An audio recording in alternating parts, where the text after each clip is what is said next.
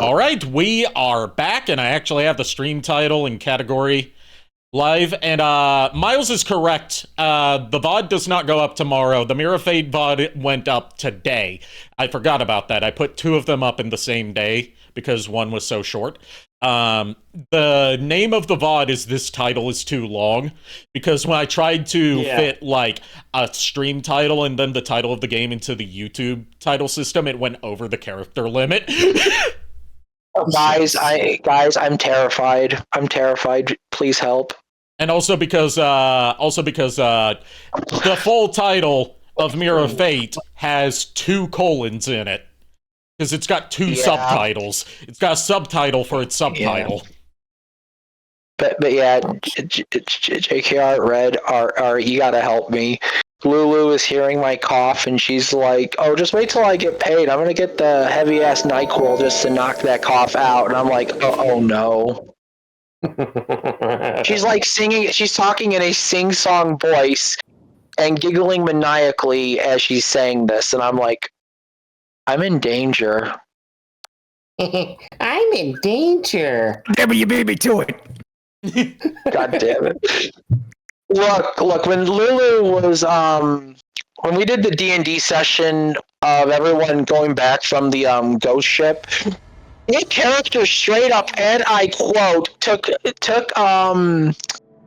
paladin into the boat and proceeded to have her fun with him at the night at the end of it, and I'm like, okay, roll strength, see if you actually grab him. There's a nat 20, no excuses. I'm like, what? See, every time I try to, somehow all 3 girls roll a nat 20 on trying to do what they want, but when it comes to the Fleeman, JKR rolls a nat 20, punching them into the stratosphere. All right, when we left off, we had finished the Records of Time, the prologue, and Chapter 1. Chapter 1 is very long.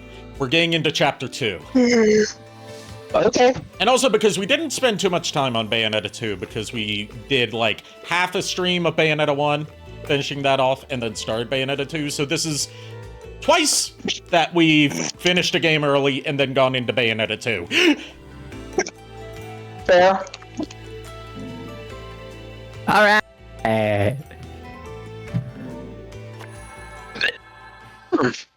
Also, damn you, JKR, for giving me this fidget toy. I'm messing with it obsessively now.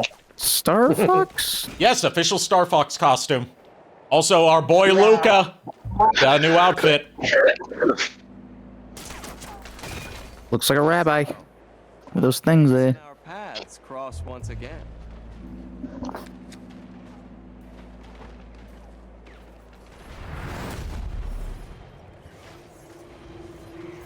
And he's got new fancy glasses that let him see into Purgatorio. Looks even Bingo.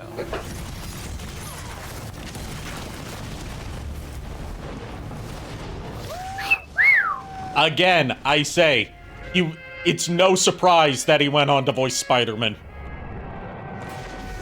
Oh, God. Look, you can see the Purgatorio, dude, but you can't,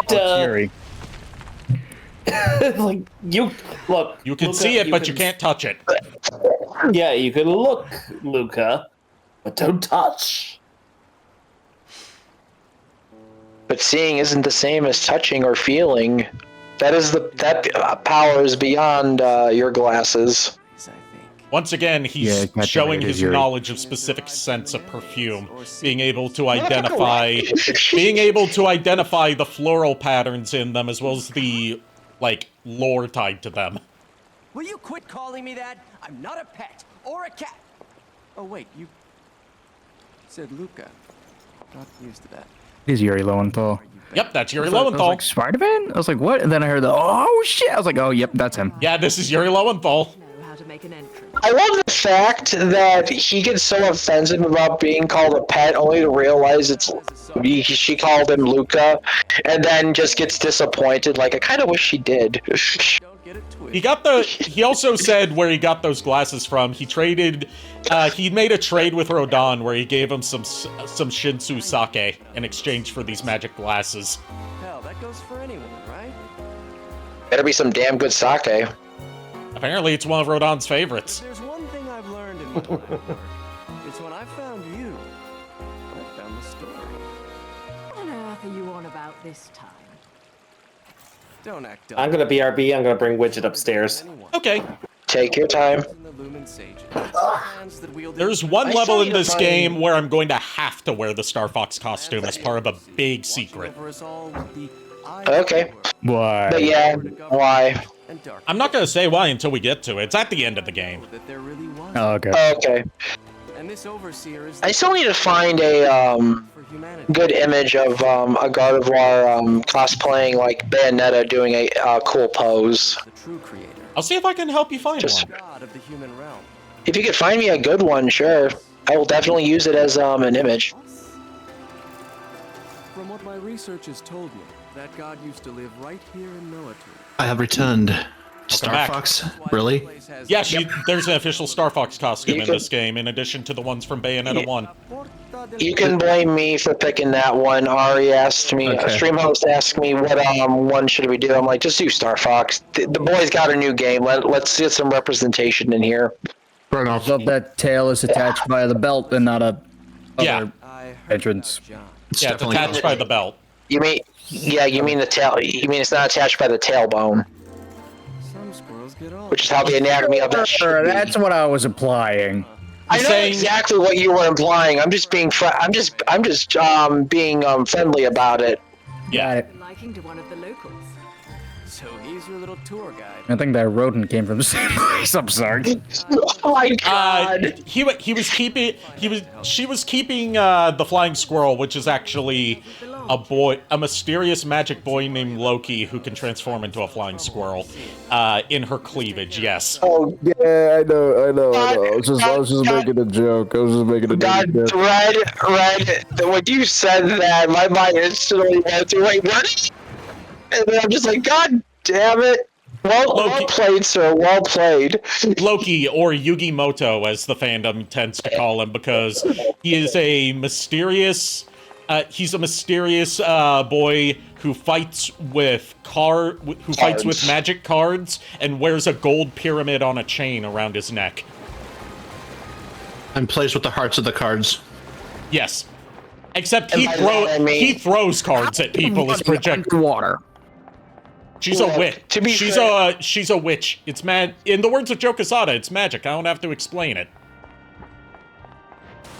I'm a direct I'm just gonna- descendant of somebody who was accused of a witch. Well, in lore, she's a witch.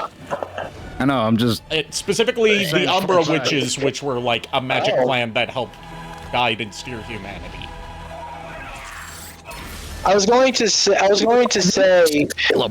heart. I was going to say by heart of the cards. You mean stacking the deck to always get the card that they need? Yes, there's a video that I need to check out sometime that's trying to, that's doing like a tally of how many times did Yugi actually cheat in the anime. Yeah. Oh, and another a visual detail of this is the lock-on cursor for enemies changes to the one from Star Fox. So it's a blue love square. Yeah. The square. And That's guns right. are- It's called cheating. the guns are Sorry. turned into miniature R-wings that fire lasers and charge shots. That's awesome. That's sick as fuck. I'm not gonna lie to you. It's kind of like how in the DMC3 game, the DMC1 skin turns the rebellion into the Force Edge. I did not know that. Oh, nice. You didn't know Hey. that it did that? I've never played with the other skins. Yeah, it turns the rebellion into the Force Edge, I think. Okay. I know that when you play with the Sparta skin, it changes in DMC3 and DMC4. It changes the Devil Trigger into Sparta's Devil Trigger. Yeah. Oh, Chuck. Yeah. I just realized something about the new Star Fox game. What about it? Do you remember in the original Star Fox 64, the Star Wolf rematch, and how much of a pain in the ass that was? Star Fox 64. Yeah, I've played little bits and pieces of it. I did not grow up with it like a lot of people of my age group did because I wasn't allowed to have big consoles until until I had my brain surgery. So I'm actually kind of playing catch up with a lot of my childhood games. Yeah, that's fair. That Star Fox Adventures and Assault get ported onto the GameCube thing for NSO. Go ahead. Yeah, I was gonna say that fight is notoriously a pain in the ass. I'm scared to see what they do to make it harder in the new game. I hope that they make it easier, honestly, because I'm brand new at this game. Well, the reason why is because in the rematch they have barriers that they can instantly deflect lasers, and you have to shoot them while in mid barrel roll. Yep. And they also tail your ass constantly, shooting you from behind. They kill it. They backshot you to death. I know. Gross. Also, I've gotten that far into that fight with all the way up to I think it's the satellite fight. I think that's the fight with that's one of the fights with Starwolf. That's one of the fights. That's the it's Ficina, I think, is the first one. Right? Yeah, Ficina's the first one where you have to beat them in a time limit. The satellite one is just finish them off and finish the job. And Venom 2 is them having cybernetics, except for Wolf. Because she's always got to be striking a pose. And then Venom 2 is the one where they have cybernetics because apparently you blew their ships up and they suffered massive damage that could have killed them. And Wolf only has bandages on his snout, on his muzzle, and his head. I actually really like the fact that like damage carries over to the next level, and you don't if you lose members of your team, they don't show up for a little bit. Sometimes not at all. Yeah, they have to retreat to get repairs. It's actually really cool that it's that realistic, but it also sucks. Well, yeah, because if you lose Slippy, you lose the boss meter. Yeah. So you don't know exactly how much health. I'm about to show an Easter egg in this game that's a reference to Metal Gear Rising. Okay. There's a kitty here. If you attack the kitty, they ninja backflip out of the way every time. That's funny. Oh my god. That is a thing. Cat. That's a thing that's in the first level after the prologue of Metal Gear Rising, and that was also developed by Platinum Games. So I just realized tonight's a double dose of Platinum. I just realized. I'm sorry, I'm dying. That people call the Pokemon Mew purple or pink ninja cat, and I'm thinking of that doing a backflip as Bayonetta's trying to attack Mew. Like orange tabbies walking around this city designed after Venice. So that's 2 games we've streamed this year that have cities designed after Venice. The other one being Sonic R6. Oh. Oh, right. But to answer Red's question of why is she standing that way, she's aura farming.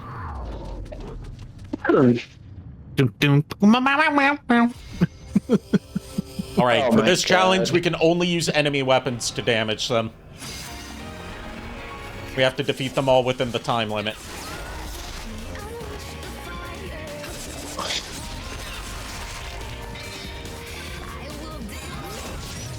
Oh god. But no, it saddens me because there's a lot of games coming out for the Nintendo Switch too that I am missing out on, and a lot of them sound really fucking good. Star Fox, the new Star Fox game is only $50 right now. So. Yeah. Unfortunately, I cannot fly a plane with my I can't fly an R-wing with my vision. Yeah. If I could, that would be amazing. No, Miles, Barry is not walking around the city. I mean, they're orange tabbies. So that's Barry. Barry the Shadow Monk. I know, but it's not Barry. It just happens to look like Barry. It's not actually Barry. Look, one's Barry, one's Johnny. Also, welcome back. Oh Yeah, god, we just lost someone... Red. Way to go, stream host. You scared Red off. I hope you're happy. Wait, what did you say to scare him off? I don't know. I have no idea what anyone said. I don't know what happened. It could always be that he All I just know like is had that- an internet hiccup and disconnected. Yeah, that's a possibility. Maybe. Maybe. Oh, Ari, I Yeah? actually did mention this a couple of streams ago when you were playing this game, but this kind of is like Transformers Devastation because she does have a beast mode. Yeah, a lot of Transformers Devastation's mechanics are taken from Bayonetta. Mm-hmm. With Because she has a Panther, Shadow Panther. yeah, the look. Panther Within mode, as it's called, and she has a few other animal forms that she can take as well. She can turn into a crow, which I don't have that ability right now, and she can turn into a flock of bats. I was gonna say, Chuck, definitely happy you are getting a chance to catch up on some games you missed out on, and I would definitely love to join you with some of them. Oh, welcome back. Yeah, for sure. I actually plan on doing like a bunch of like retroactive streams for like NES games that I wanted to play for a while and SNES games. So yeah. I can help you my- get. yeah, I can help you. a low battery notification, and then just die. Oh, okay. Uh-oh. We were afraid Really that gotta we kill were him. afraid that I said something that pissed you off that made you leave. Nah. I say that as a Bad joke. eye. If you need help with like saying with a good place to get ROMs from for emulation, I can point you to a good archive of that. My computer is a potato. It does not have enough. You should at that, least. so A potato can at least run NES and Super Nintendo. You won't be able to do like N64 and GameCube. well, I'm gonna be using my capture card for the Switch NSO too. stuff. That's what I'm doing. Oh, okay. Yeah. Yeah, and the library for all of it is actually really good. I actually think there's also a couple of Castlevanias on there. I know Bloodline. I know, Legends is on there, definitely. Legends is on there, and so is Bloodlines. Yeah. Bloodlines I definitely recommend. Sympathy of the Night on there as well. Symphony of the Night currently is only on Xbox and PlayStation. Xbox has an HD remaster of the PS1 version. The PS4 and PS5, technically for Is a backwards remake of compatibility, the, is It's a based remake on of the is Go based ahead. on the PSP version, which features a different script and new voice acting that Which can differently color your experience with the story when you're not exposed to the memes. Well, here's the thing, though, with that. This is me, though. I prefer the PSP version, honestly, because, yeah, I get the memes and everything, but I like the dialogue a little bit more, just for the sheer fact that it holds a little more weight. I like the one thing that's keeping me from preferring the PSP version's script and Is the cast. voice acting. It's not even just the voice acting, it's solely down to Yuri Lowenthal playing Alucard. He sounds too young. Yeah, so voice acting, literally a la Even though carte. the guy's It's- like 50. Well, he was younger at the time this was recorded, but Okay. the voice he uses for Alucard is just his Sasuke from Naruto voice, whereas Alucard in the PS1 version of Symphony of the Night had this deep baritone voice provided by Robert Belgrade, who also voiced Optimus Prime, the narrator, and Soundwave in Call of the Future. Yep. Oh. And,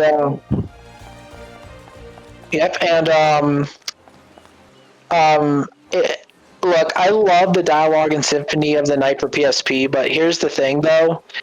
I do agree that the Sasuke voice for Alucard doesn't work, especially in Judgment, because Look, the model for the character looks great and all, but when he speaks, it just sounds like I have walked into Hot Topic and back, and I am just like that one big stereotype. Cutscene time.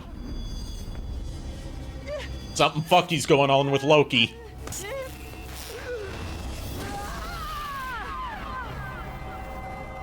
What's this?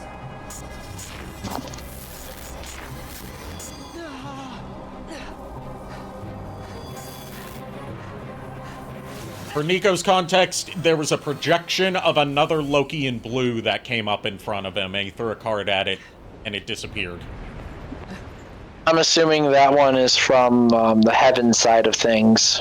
And now there's a big tsunami coming. Or at least like a warp. Some sort of like, I don't know what you would call this kind of wave. It's like wave.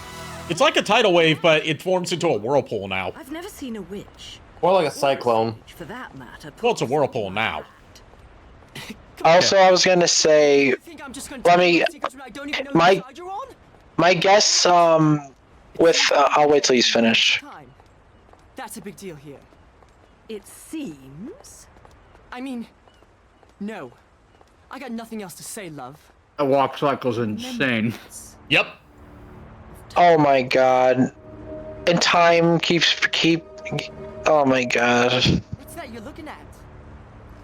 Right. When will you motherfuckers stop messing with the concept of time? God damn it. But, you were saying? With, what was the kid's name with the cards again? Loki. I'm guessing, the blue, version of Loki is sort of like the whole dynamic with, Bayo and, God, I'm trying to remember names. Not Bal, no, Jean. Jean, yeah, like sort of that dynamic. I am not going to say one way or the other because I can't really comment on a lot of what story Bayonetta 2 has without spoiling it. Well, no, you're fine. I'm just talking I'm just my head about thesis. I'm just making mental notes of your predictions. Okay. You missed the bird. Yep. The bird will come back if I walk away from it. The bird's part. The bird is a optional collectible called Umbran Tears of Blood. Red, it's scary how me and you are on the same wavelength this stream. It's kind of scary.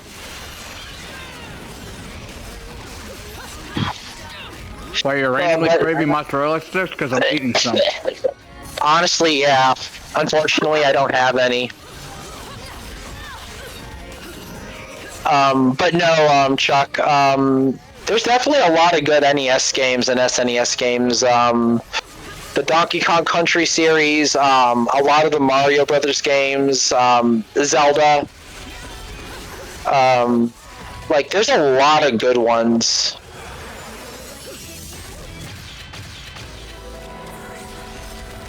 And I also want to say to Chuck, because I believe he brought this up one time, the last time he talked about Star Fox 64, saying like that he didn't grow up with it like we did. I actually didn't grow up with it either. Yeah, you grew up with a PlayStation, if I remember. Yeah, I grew correctly. up with a PlayStation. I didn't get an N64 until a few years ago, so I didn't get to play a lot of those games growing up. My first Star Fox was Adventure on the GameCube. The good one, one of the good Star Foxes. Mine was the one on the Wii U. So Zero. Oh, Zero. Yeah. Yeah, mine was 64 because like Ari, only the exact opposite. I grew up with a lot of Nintendo consoles and some Sega consoles. So I played 64 because my friend rented it. And he's like, yeah, you want to play this game? I'm like, yeah, sure, why not? And it was addictive and very fun, but it was fun.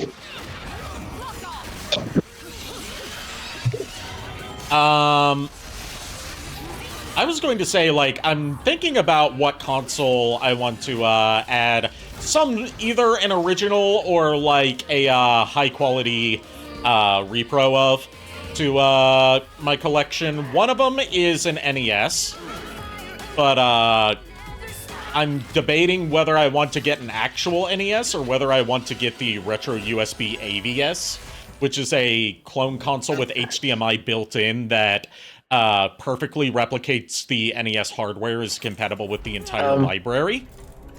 If you mind if I put my 2 cents in on that? Yeah. NESs are very, very easy to come by nowadays. And if you wanted to, I would just probably like get the normal NES just for like a at least for like a decorative piece, so that way you can at least like display it.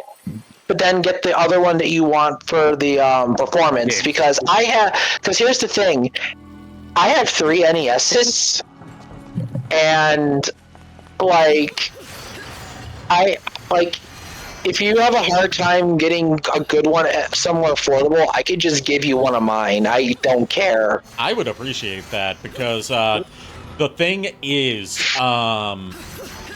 other than just lack of access to a lot of retro game shops in my area that carry consoles, the Brothers, great store that I found around here that me and JKR went to, they don't really sell consoles. They mostly sell games.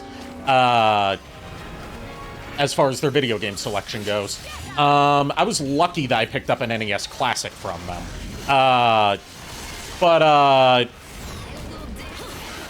The thing I'm worried about when it comes to buying an NES secondhand off of a lot of these sites is whether it's actually going to be in good condition.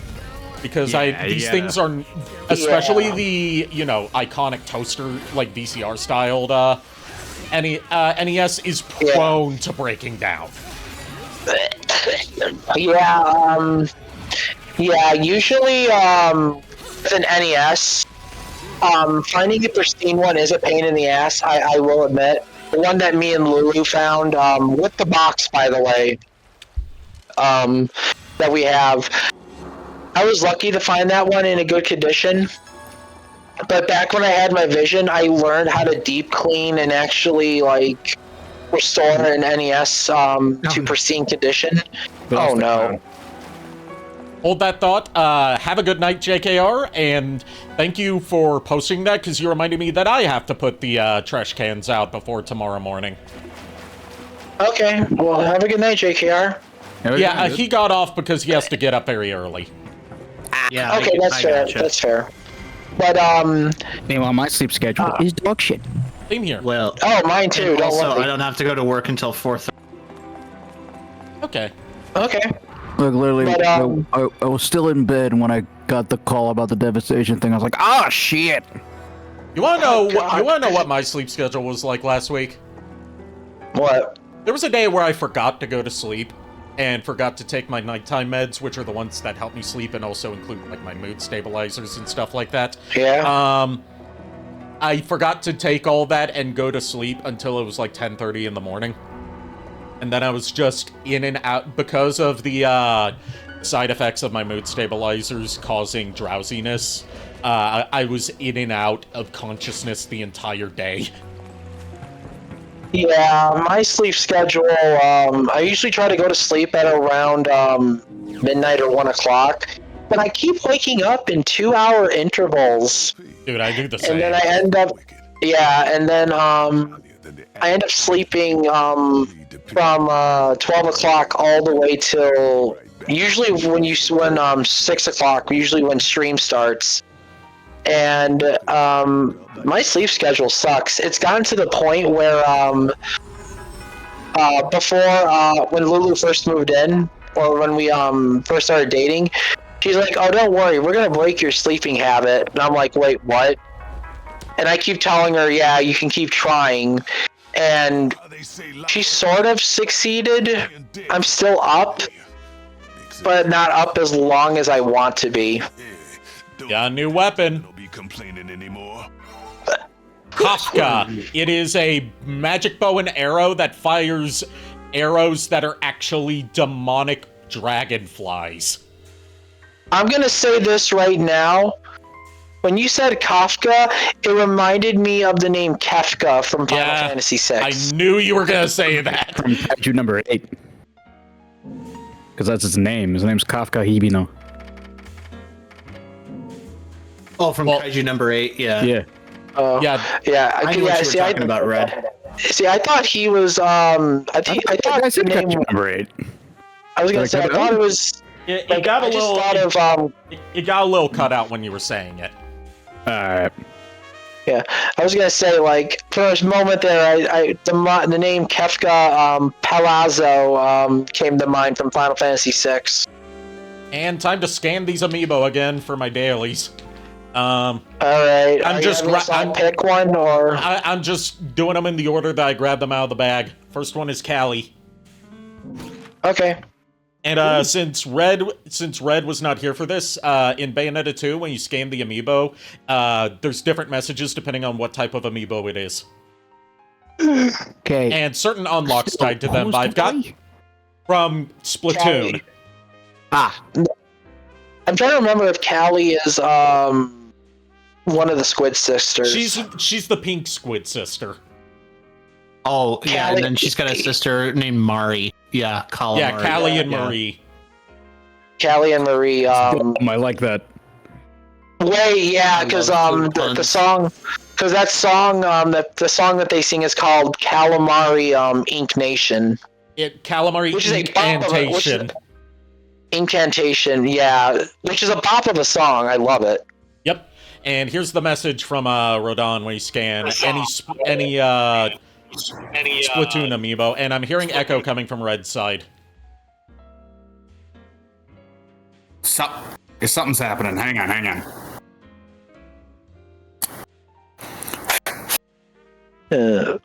But no, Gig. Sorry, I'm not thinking. I'm tired. Gig's not here. What the fuck am I saying?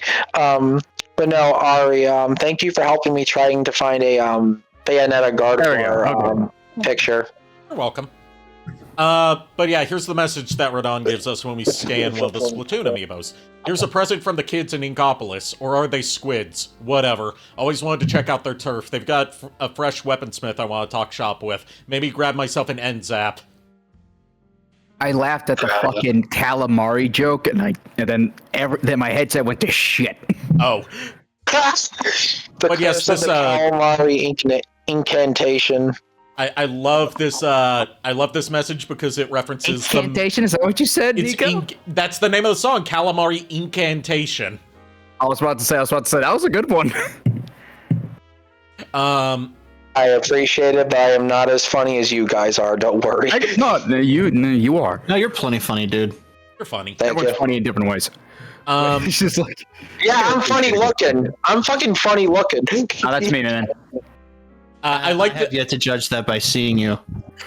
I like this message not just because it's written in character for Rodon and sort of tying together the Nintendo multiverse, but also references the "You're a kid now, you're a squid now" advertisement for Splatoon. You're a kid, you're a squid, you're a kid, you're a squid. I actually forgot about that. The video of the meme video of that where it just goes "You're a kid, you're a squid" over and over again is now gone. It's been privated. Yeah.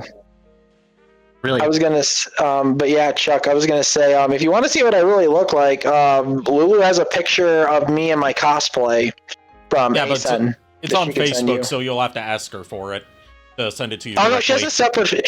She has a separate photo. Yeah, that's what I meant. All right, so we got 4,000 halos, Mandragora root, unicorn horn, and baked gecko. What are the ones that give you skins? Ones that are tied to the specific costumes in the game. So scanning a Bayonetta amiibo like I am right now unlocks like all the regular costumes for this, as well as the Bayonetta 1 outfit. And then scanning any of the costume amiibo for like Nintendo crossovers automatically gives you the Star Fox costume as well. But if you scan a Link amiibo, whether it's Adult Link or Toon Link or whatever, it gives you the Link outfit. If you scan a Peach amiibo, it gives you the Peach outfit. If you scan a Daisy amiibo, it gives you the Daisy outfit. And if you scan a Samus amiibo, whether it's Armored or Zero Suit, it gives you the Samus outfit. Do you have any of those? I already scanned all of them and got those costumes. Except for the Daisy. I don't have a Daisy amiibo, so I just bought that one. Daisy and Peach have their palette swaps of each other, but each of the costumes has their own effects. Like, Daisy is Peach's, like, Wario variant. Well, I'm talking about, like, they give you different, like, visual or gameplay effects when you equip them. Oh. Actually, that's Wadu Peach. Wadu Peach. Wadu Peachy. Wadu Peach. No, but I saw a meme about it where it's like, it's literally like Daisy's like a lowercase b is just she's a the P yellow one. I was going to say, Peach is just the Valley Girl, whereas Daisy's the Desert Girl. Yeah. Look, Peach is the Valley Girl, Daisy is the feisty Latina. Yeah. Yep. And that's what we like in this house. I love that version of the fan theory. I like that. I was gonna say, let's all be real here. Daisy's like the best princess out of it. Yeah, Daisy's the better Luigi's the one. better brother. Daisy's the better princess. They're the better couple. All right. Yep. Moving on. Scott the Woz had a very interesting take on why he doesn't ship Luigi and Daisy. Why? He said this like offhandedly during a video on Mario Kart. It was either Double Dash or Wii, or one of the Mario Kart games where there's a course that the decorations imply that Luigi and Daisy are officially a couple. Okay, so it was Double Dash. He says, he basically said, I don't ship Daisy and Luigi because they seem like the kind of couple where if they were together, they would have tap water that tastes weird. The fuck does that mean? I don't know. God damn it, now you're making me question, is it That's Double Dash completely just about where you live. We have good tap water, that's why our bagels are good. Ari, I am very upset with you, because now you are making me think about, is it actually Double Dash or is it Wii? I am trying to remember. It's Double Dash. Wait, hold on. Is it like, where do they live in? Where is that town? Yeah, St. Louis, Missouri. That's what I'm thinking about. Like, do they live there? Like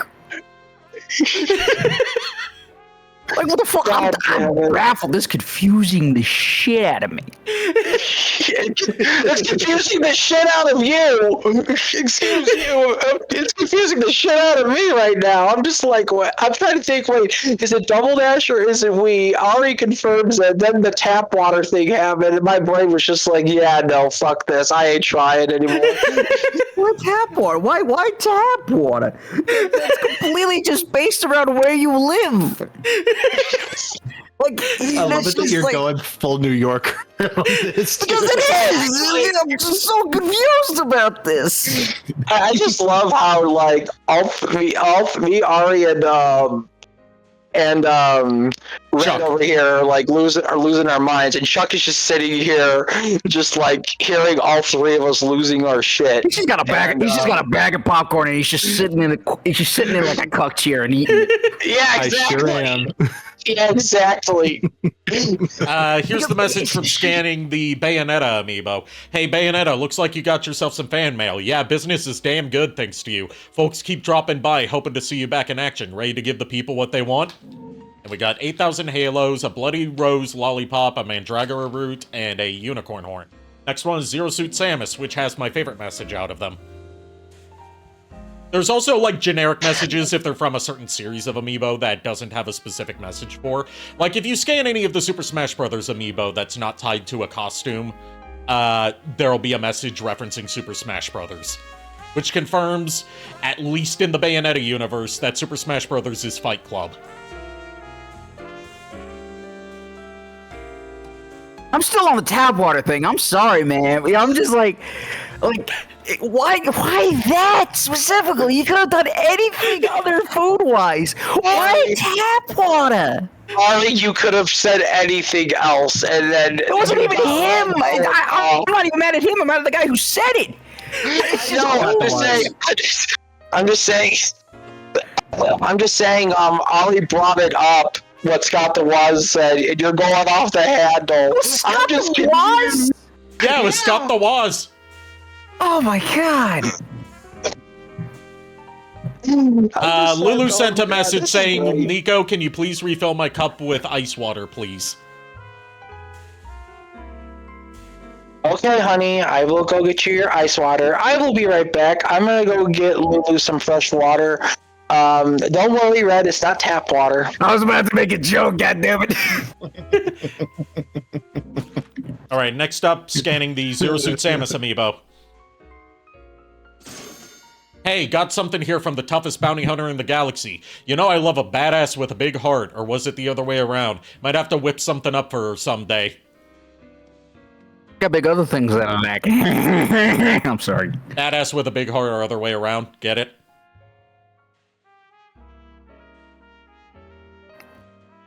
Bad heart with a big ass?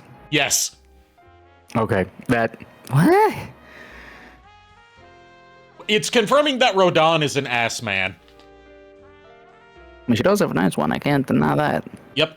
He's a if it weren't for the fact that he's a literal fallen angel turned demon weaponsmith, then he would probably be part of the religious movement known as Adonatology. The what? It's a new age religion that worships women with big asses. What? Yeah, it's a real thing.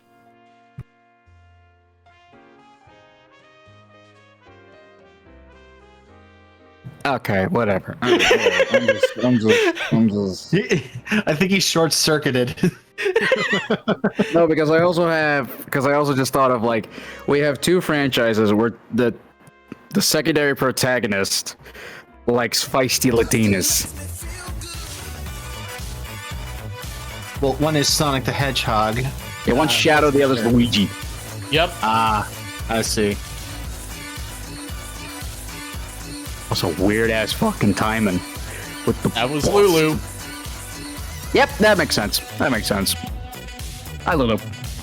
Thanks for the bust and redeem, Lulu. I haven't busted on stream in a while. Oh, Jesus Christ.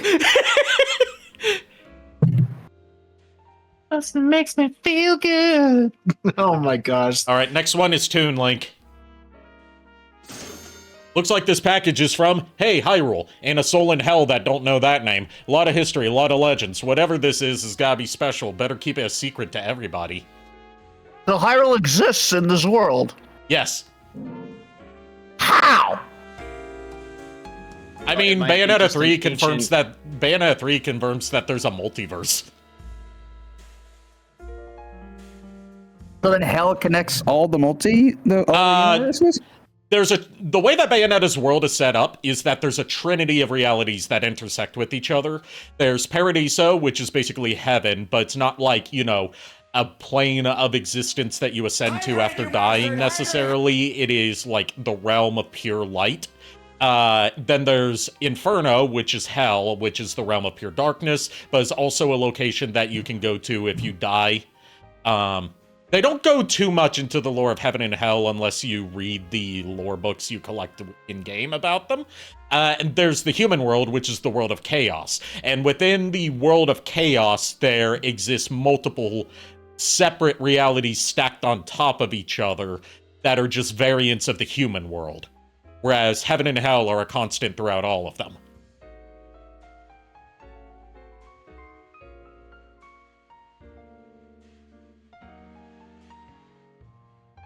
And then in between all of those is the interdimensional plane known as Purgatorio, where they intersect and people that are in one plane or another cannot see what's in Purgatorio, but they can be affected by stuff that's happening in it.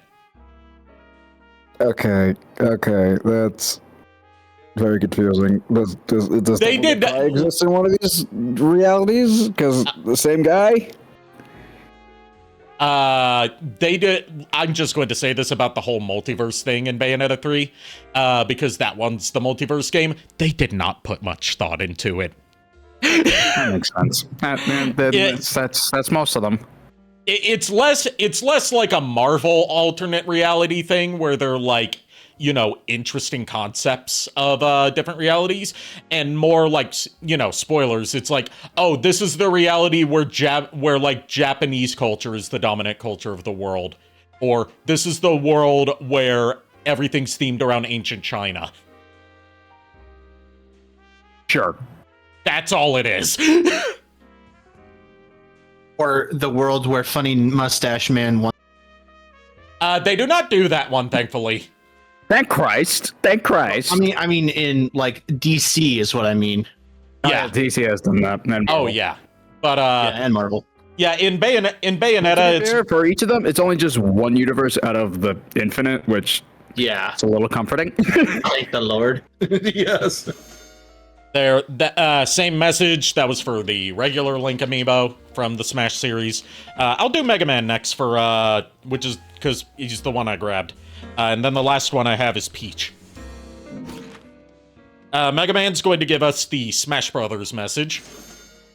Bayonetta, something came in from that fight club of yours. Strange to think of you up there mixing it up with all them all-stars. Bring me along next time, huh? I could use the sparring practice. And then he went on to appear in Super Smash Bros. Ultimate as an assist trophy, so this became That's kind of cool. That's kind of cool. Also, it confirms that Super Smash Bros. Is a fight club, not like anything else. But do they talk about Fight Club? Fun. Probably. I don't know. Apparently Bayo does. Also, just to get you caught up on some Bayonetta lore, because this is a name that she's going to be referred to interchangeably throughout this. She had amnesia in the first game. She went by Bayonetta because that was the name she remembered. Her real name is Cereza. Okay. I have heard that. Yeah, there are some characters that call her Cereza, while everyone else calls her Bayonetta. Wait. So that little girl was her from the past, plucked from the past, brought into the present, as part of a convoluted scheme to revive the god of creation, Jubileus. Ah, I see. Okay. And the reason that little Cereza thought that Bayonetta was her mom is because Bayonetta bears a striking resemblance to her mother, Rosa. Okay. And has the same voice. Isn't Bayonetta canonically a mom now, too? I'm not going to comment on that one way or the other. Because, spoilers. I thought you were talking about the shipping war thing, because a lot of people were upset about that. This is not an amiibo. Yes, the fuck it is.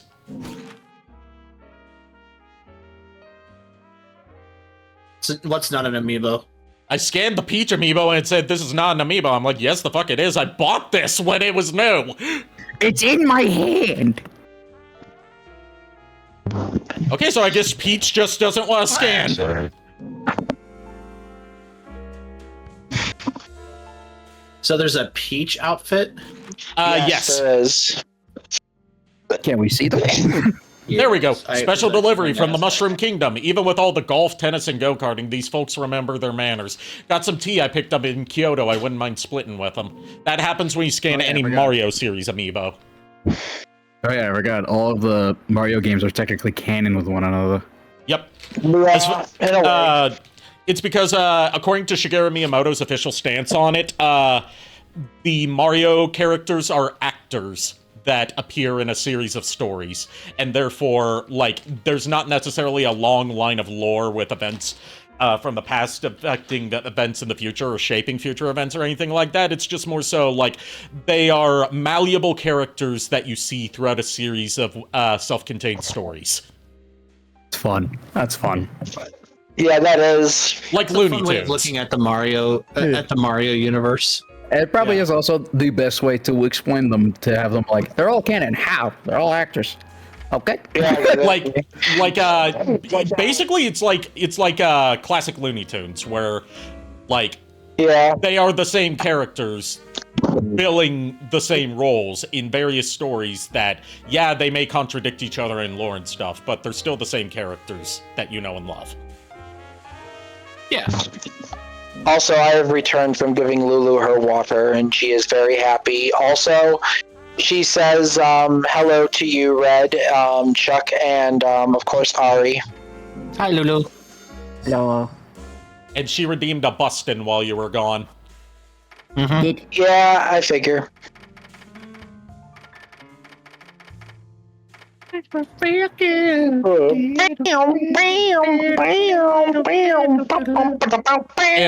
see the I will. skins? You can only change skins in between levels. Okay. So I'm wearing the Star Fox skin for this level because Niko chose it at the end of the last stream. This level's shorter than level 1 was, even though we have spent some time on this, mostly because I've been yapping. What the? A few things happened there. We'll something. Yeah, that was the party popper thing that pops up whenever an ad break's about to happen. Oh, okay. My mind automatically goes to whenever that sound effect happens, Lulu tries to say something, and I'm just like, what? Yeah, but if the way I know it's Lulu redeeming a dark. Yeah, that's a torture attack. There's different ones for different enemy types. You should have seen what happens when you use a torture attack on the Joy Angels in Bayonetta 1. Oh God. But no, I know. But yeah, no, I know. If it's Lulu, I would hear the Zenny sound effect. Yep. I know. It's just I have it set up to play the party popper whenever there's an ad break about to happen, so it's an audio indicator for me when people are gonna be stuck in ad hell. Also, I think it's officially been a year since I've been a part of your streams. Actually, yeah, I think you're right. Years. Congratulations. A year or 2 years, I forgot which. A year. It's a year. You started last year. It's about the same for me and Red, actually. It's been a little longer for you and Red, because Niko started last year. You guys have been here for about 2 years. Huh.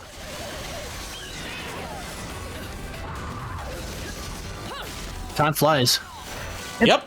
Yeah, and this year definitely. will be my 5-year anniversary of being Arikado. Were you a different streamer before that? Yes, I was.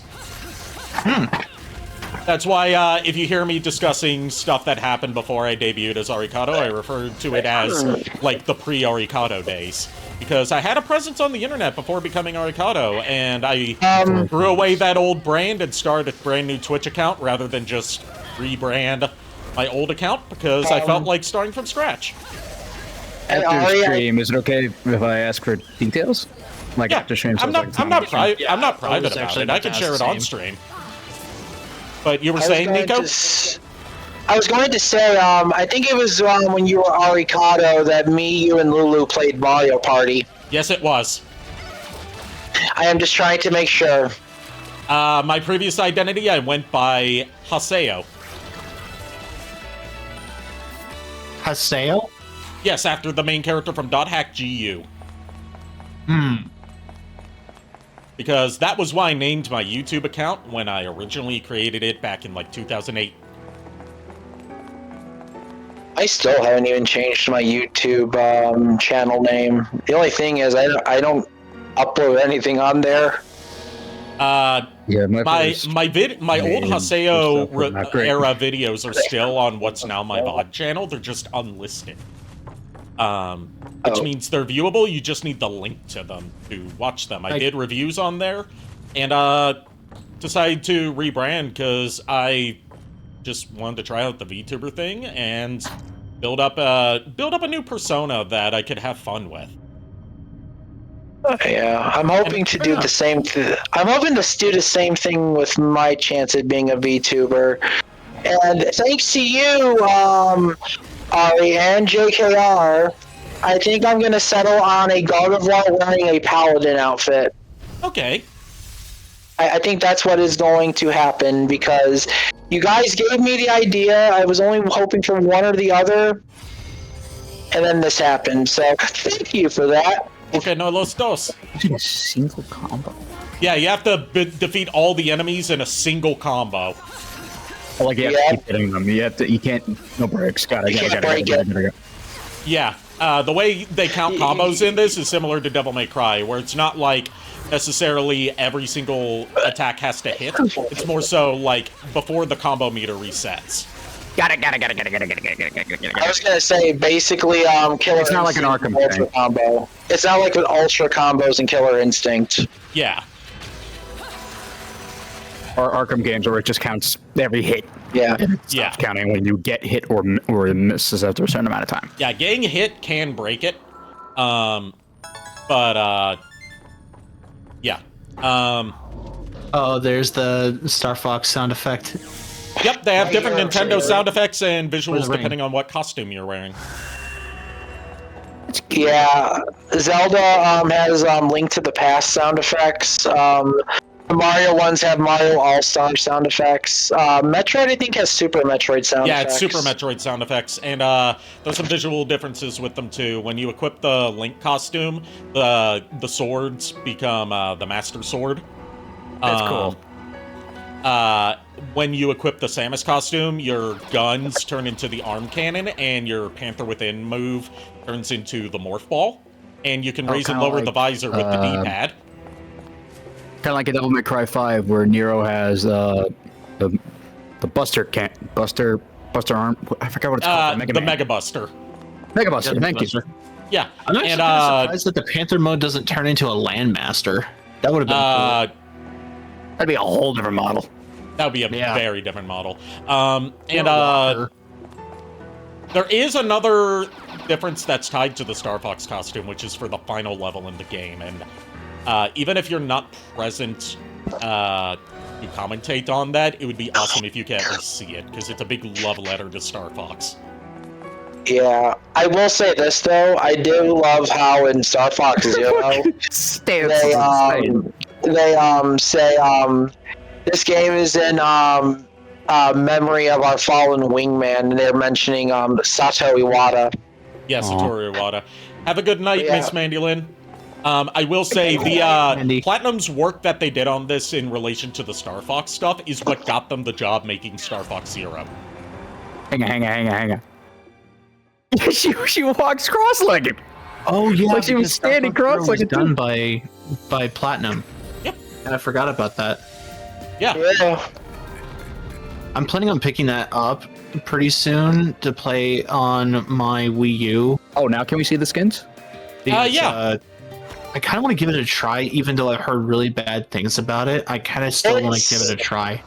It's a good game, I will admit, in my opinion. My only thing about it is, to look at it, in a way to look at it, it's basically combining Star Fox from Super Nintendo into Star Fox 64. With a little bit of the Just in canceled terms of- Star Fox 2 in there as well. Yeah, because of the walker mode. Yeah. Yeah, and Which is why I said that they could have done the walker mode, but technically by this point it hadn't actually been designed yet.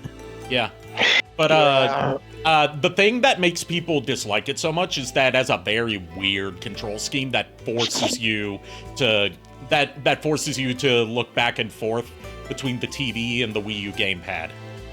Well, here's the thing: is that I've actually watched a couple of YouTubers that say, "Well, yes, you do. You don't really need to. You just need to get good with aiming. That's all that you really need to do." It's because on the gamepad you get a more precise view of where you're aiming. Yes, that's what they said, and they're like, yeah, all you really need to do is just get good at aiming without the gamepad, and it is significantly harder, but you can do it. And the game helps compensate for that by giving you Zelda-style lock-on, where you can like hold one of the shoulder buttons to lock on to one target. Oh, Yeah, that's cool. Devil May Cry lock on. Yeah, basically Ocarina of Time, Majora's Mask, Twilight Princess, Wind Waker, so on and so forth. A lot of hack and slash games have that. Yeah, it was Ocarina of Time that pioneered it. Yeah. My brother... No, Devil May Cry has that. I know Hyrule Warriors had that. My brother's Wii U, it's got some stick drift, but I recently bought some replacements off of Can you not spin the model around? No, it's a 2D image. That's so weird. Yeah, I bought some replacements off of AliExpress. Like I have no idea what the quality of these things, but and then we're gonna get Star Fox. Oh, the Fox and Falco chains. Oh, and Peppy and Slippy. Yeah, they got little dolls of the Star Fox team like little hanging off keychains. each of their charms. associated wings. I'm surprised they didn't do a DMC skin. I'm just making Super Nintendo Star Fox sounds. I thought you were doing Porky Pig, man. No. You should. If you haven't, go ahead. Sorry. Here's every costume in the game since I have all of them. Okay. Here's her default outfit in this game, which is also the one in Super Smash Brothers. Mm-hmm. There's there's a couple variants of the Umbran Gecko, which is like a Chinese dress. Sure. There's sexy policewoman outfit with a couple variants. Naturally Japan. Yep. There's the schoolgirl outfit, also naturally Japan. Yep. There's the Witch Apprentice, which are some These are Umbra Witch acolytes from the past that you see in a few flashback sequences. I'm just talking about the design. This is what the fuck? There's Metal Witch. Metal Witch. If you've ever wanted abs of steel, now they're yours. Literally, with this bodysuit, you'll be the most heavy metal person you know. Yeah, no, that's Silver Surfer from the most recent Fantastic Four movie. Oh, speaking of heavy metal, Red, have you seen Mgo's video on Liege Maximo? I haven't yet. Oh my gosh, he says that when he's transformed into the spaceship mode, like he gives a little bit of background that it was actually based on the motherships from Dark of the Moon, but he just thinks that it looks like a heavy metal avocado. It does. It does look like a heavy metal avocado. It totally does. Oh my gosh. This is the dress she wears in the opening cutscene of the game when she's out just Christmas shopping. Because technically this is a Christmas game. It takes place right before Christmas. That's a very pretty dress. It also confirms that the weaponsmith / bartender / all-powerful demon Rodon is also Santa Claus. What? Yeah. Yeah. Sure, why not? Okay.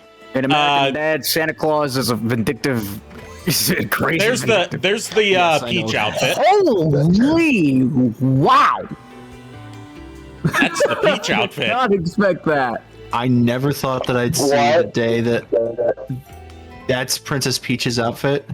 Yep, Nintendo actually encouraged Platinum to go more sexy with the outfits rather than tone them down to be like. This was back when Nintendo were actually cool with shit. Look, Red, wait till you see Princess Daisy. I'm waiting.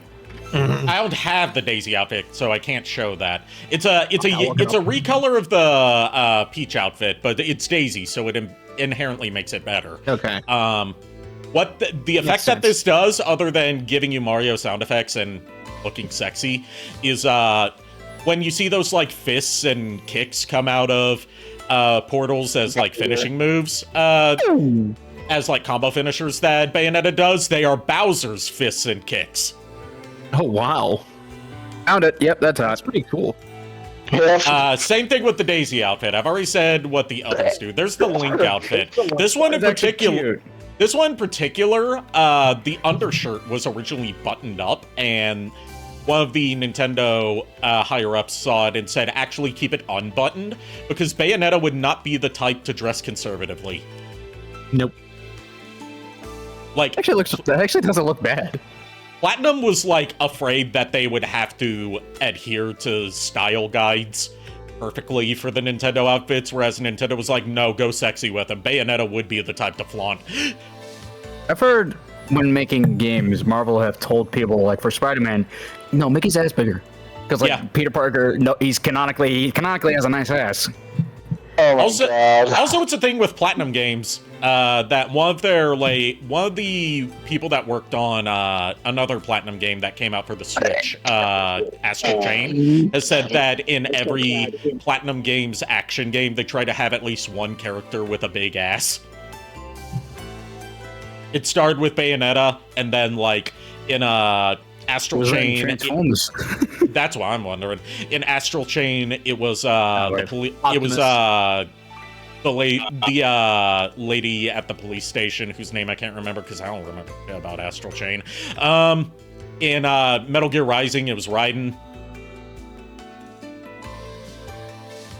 It's either Soundwave, Starscream, or Optimus. Yeah, it's one of them. Yeah. Look, Ari, to be fair, in Metal Gear, almost every character in that series is practically cheeked up. Be real with me. Grimlock in his alt mode. Yep. Because that's a fat tail. That is And a there's fat tail. And there's the Samus costume. I like that. That's actually kind of sick. It's a Samus costume with actually underboob really cool. armored in. Yeah. And a camel toe armored in. Yep. Oh my. So, what outfit we wearing for the next stage? I'll let Red pick. Peach. Peach? Okay. Right eye for talent.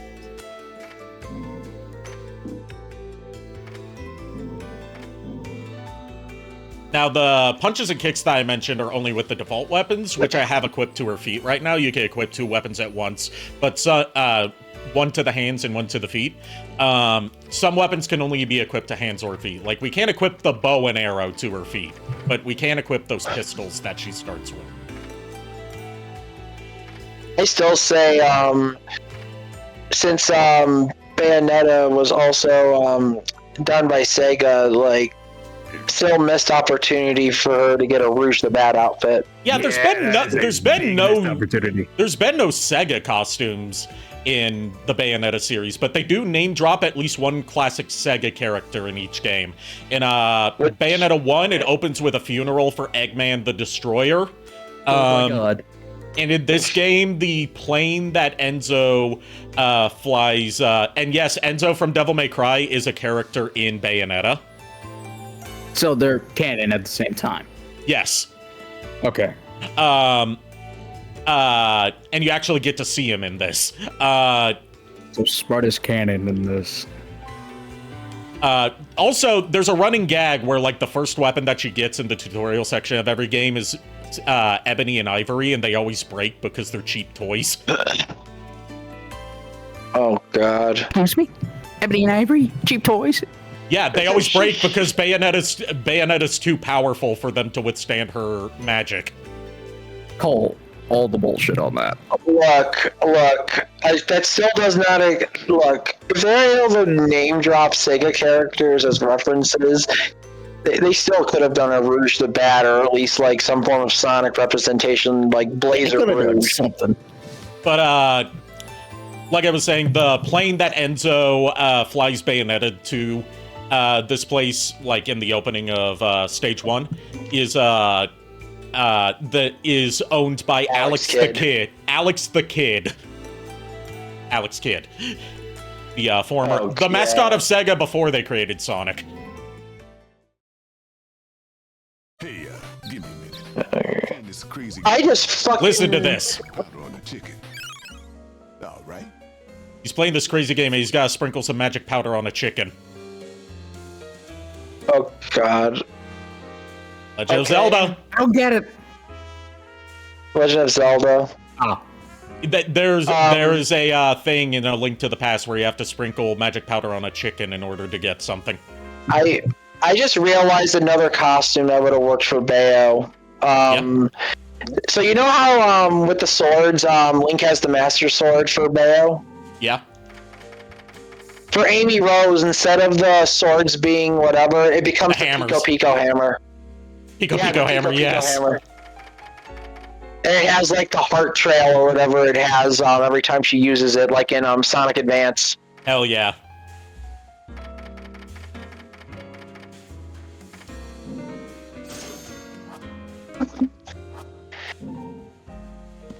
But yeah, Rodin references a lot. There's a lot of references to other franchises in Bayonetta. There's a cutscene in the first game where Luca name drops, like, some previous girlfriends that he's had that would be mad if Bayo killed him, because at that point he hates her because he thinks that she killed his dad.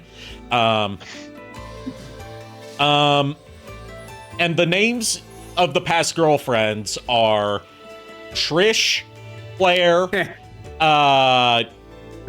Ami, as in Amaterasu from Okami, and Sylvia. All female protags or like deuteragonists from games that Hideki Kamiya previously directed at Capcom. This is the double deep cut with Claire thing because Devil May Cry was supposed to be, I think, the 4th Resident Evil before? Yeah, it was supposed to be Resident Evil 4 before it branched off into its own thing. Yeah.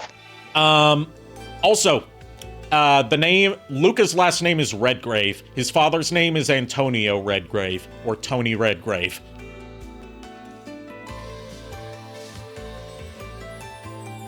All right. I'm just going to say that I'm going to say this about like Devil May Cry and Bayonetta. Dante does have to quit. Hideki Kamiya hated the death battle between Dante and Bayonetta. Why? Not because of who won, but because he doesn't want to see them fight each other. He wants to see them team up. That's cute. That's actually cute. That's like something I would do too, probably. Yeah. Ass ahoy! Whoa, ass ahoy. We're going to have to be creative, love, if we're ever going to make it.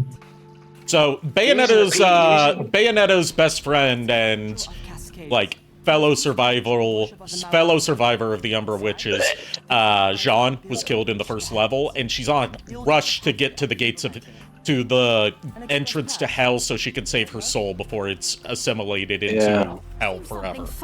I have a question. You're using the Peach outfit, right? Yes.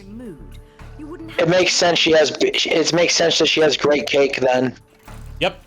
But it's like built-in unitard thong with the world's shortest skirt. You'll get your choice of going up. What's this character's name again? Loki. Nice try. And which way will you be going? Me? I was talking about the friend. Scared Oh, Jean. Oh. Shut up! Just get me to the mountain. Little one. Get away from me! Jean, to put it in Devil May Cry terms for how Bayonetta and Jean are in the first game, Bayonetta is the Dante, Jean is the Virgil. I see. Like the more snooty, like I'm so much better than you rival. Although they end up putting aside their differences, and it turns out that Jean was brainwashed. Oh, there's some child. Lokta demands your presence. Assuming you survive the journey inside. I was going to say, from what I remember about Dante's rival Virgil, offhand, Virgil's edgy, whereas Jean is just like snooty and yeah. Yep. Virgil's Dante's older twin brother. Yep. Okay. Again, I haven't played much Devil May Cry Red, so. Oh, I'm going to show you after we finish Bayonetta. We're doing Devil May Cry. First one. Okay. I'm starting over from the beginning, so Niko can experience the saga from the beginning. Yep, because I have never played the only Devil May Cry I played was 4, and it never stuck. So I'm trying to give the series another chance. Besides 2 in the reboot, they're all great games. What? Besides 2 in the reboot, they're all great games. Yep. Besides Okay. 2 in the reboot. 2 I might actually skip, not just because it barely adds anything to the lore, but also because it's terminally dull to play. Boring. It's Ebony and Ivory, the game. Like, it's so lacking in challenge that it becomes monotonous and boring, and it doesn't make for good stream content. Well, to be fair, I put Ari here through some games that I want to see them play, so it's only fair that I go through games that they want to introduce me to. Cool. So it's more of a trade, rather. Would you say it's a trade, Ari? Yeah, I'd say it's a trade. You know what? to put it in more pretentious terms, it's an equivalent exchange. God damn it. Sorry, I noticed the Bowser thing. What was the exchange for? Oh, just, I've played some games at Niko's request, so I'm subjecting him to a series that he's never played that, I'm introducing him to so he can see why I love him so much. Actually, got a Rebellion keychain recently. Nice. I was gonna say, because I want to introduce you to the other Castlevanias, and so that's like one of the exchanges we did. And I wanted to introduce you to Hidden Mansion, which is another exchange. PAL Hidden Mansion in particular. Yeah, PAL Mansion. Which I'm kind of which I'm glad now you're able to see the differences. Oh yeah, I can't wait for bosses. Devil May Cry 2 is basically this level where Ari's just constantly shooting, but that's the whole game, basically. Because the guns are overpowered when normally in Devil May Cry they're just supposed to, like, help you keep your combo up. You can play the whole game with just the guns. So basically it's just pew, pew, pew, pew, pew. It gets boring fast. People make the joke that it's an awful Devil May Cry game, but it's one of the best third-person shooters on the PS2. So basically, it's similar to Carrie in Castlevania 64, where all she does is run around, charge magic, and shoot homing shots. That's literally it. Yep, and it's the starting pistols that are the broken ones. Anything else is worthless. Hello. I've told this story on stream before, but I haven't told it to Red. Hideki Kamiya and Tomonobu Itagaki, the creator of Dead or Alive and the Ninja Gaiden 3D games, got into a spat over Tomonobu Itagaki didn't like that when Hideki Kamiya was asked about his thoughts on Ninja Gaiden, he said he hadn't played it because it didn't interest him. And Tomonobu Itagaki took that personally and started a long-standing beef that went back and forth with increasingly petty insults at each other over, like, which series is better, and then it devolved into, like, how they portray their female characters. And it was like, Tomonobu Itagaki said that, Bayonetta isn't sexy because she only has a fat ass and, like, decently sized boobs, and not, like, honka-donka-badonkas like the Dead or Alive girls do. And VTuber Avatar does? Yes. Thank you, I grew them myself. Thank you, I grew them myself. It all goes back to boobs. Hideki Kamiya's response was only complete idiots and children find giant boobs sexy. Well, not entirely wrong. So, like, it started out as, like, I'm offended you aren't interested in my game, and it turned into a war between which is better, ass or tits. Oh my god. I was gonna say, Ari, there's one thing I would like to see from another Castlevania being, and that is, in the Bayonetta, or Devil May Cry. Yes. Like the Castlevania in that style in terms of gameplay, but with the atmosphere and music of, like, Lament or Curse of Darkness. I mean, Lament of Innocence is very much based off of Devil May Cry in its combat. Yeah. If you compare Devil May Cry to Lament, from what I've seen, Devil May Cry is a little bit faster paced than Lament is. Let me rephrase that. It's based off Devil May Cry. Some of the games are. It's based on Devil May Cry 1, because Devil May Cry 3, which is where the combat got really fast-paced and, like, finally settled on how it's gonna be, didn't come out until after Lament of Innocence and Curse of Darkness. Yeah, I was just saying... Yeah, like, 1 and 4 are a little slow when it comes to combat. Yeah, I was gonna say, in terms of modern 3D Vania, like, something similar to, like, Bayo and, the faster Devil May Cries, but with the the gothic architecture and music of Vania. Yeah. Also, for Red's context, if you're not wearing one of the special costumes, Bayonetta turns naked when she summons one of these demons. But she's always conveniently censored. This time, she summoned a demon unicorn with a sword for a horn. PTSD. I feel like I've seen that in Magi Ranger. That's in Magi Ranger, yeah. Yes, it's in Magi Ranger, basically. PTSD back to PTSD back. Lulu summoned her alicorn. God damn it. Umbra Witch, no, Overseer of Darkness, you protecting the Sovereign One. Rangers Mystic Force. You will never be allowed to reach the mountain. I'm having to read this out loud to Niko because the angels speak in Enochian. About our final destination. Going? The crown. So, these angels keep on referring to Loki as the Sovereign One. These are angels?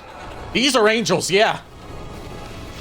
Yeah. What in the biblically accurate fuck? They are biblically accurate angels. Yeah, you're not wrong. They are biblically accurate, and no.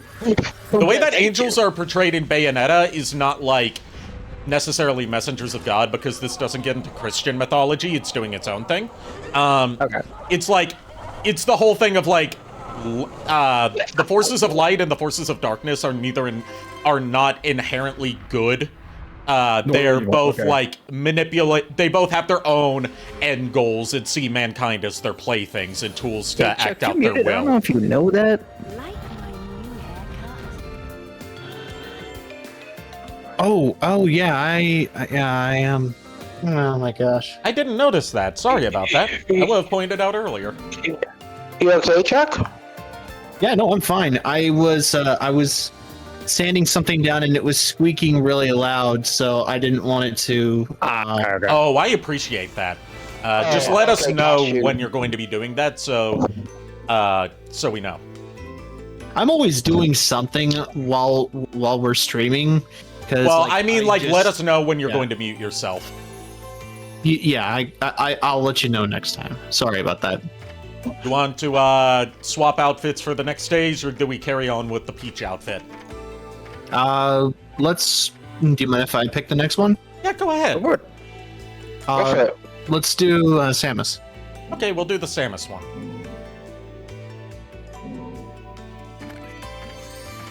Oh, you want to play with Bayonetta? And Bayonetta 1 has these outfits as well, except for the Star Fox costume, but they are exclusive to the Wii U and Switch versions. Boo. Of course.